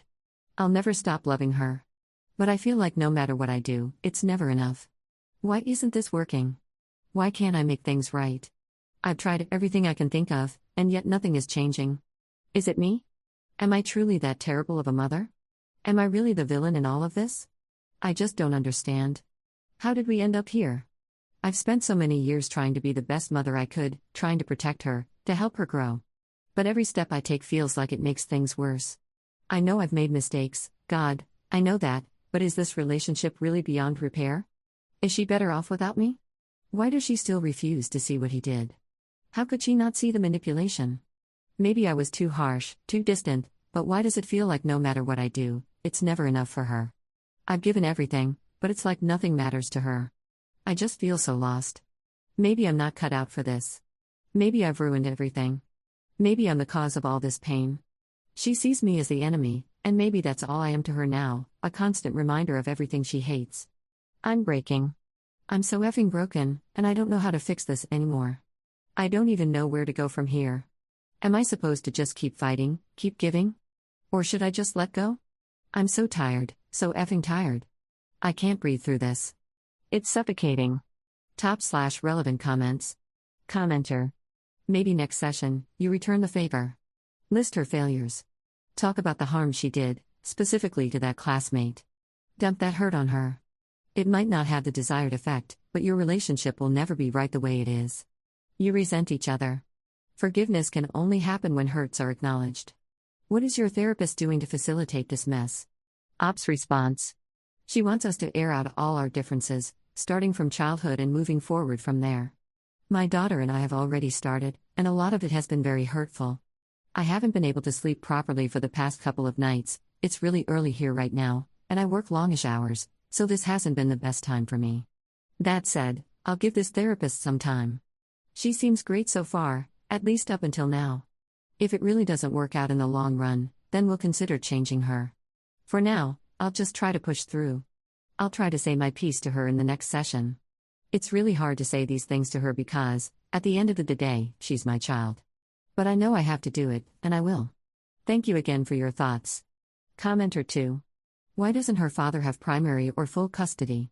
Seriously though, some people are just bad apples, and having a blood relationship to them doesn't magically counteract deep-rooted awfulness.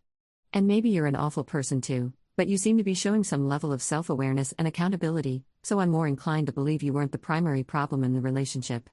Sounds like ex-husband and daughter deserve each other, and you should focus on limiting contact. Focus on yourself and what you need to do to be a person and live a life you aren't ashamed of. Abandoning your family is only a shameful act if they didn't work so hard to drive you away. Ops response. She was already an adult and leaving for college when all of this happened, so custody was never an issue with her. I also have a son, and he didn't want to live with his father. I respected his decision. I got custody, while his father had visitation every other weekend. He tried to exercise that visitation, but my son is a very obstinate person. It's not always consistent, sometimes things seem great, and other times they seem bad. I try to stay out of his relationship with his father unless he wants to talk to me about issues. I've tried to explain that his relationship with his father is separate from mine, that his father could be a good dad even if he was a bad husband to me. But ultimately, my son is his own person, and I'm not going to push him into something he doesn't want.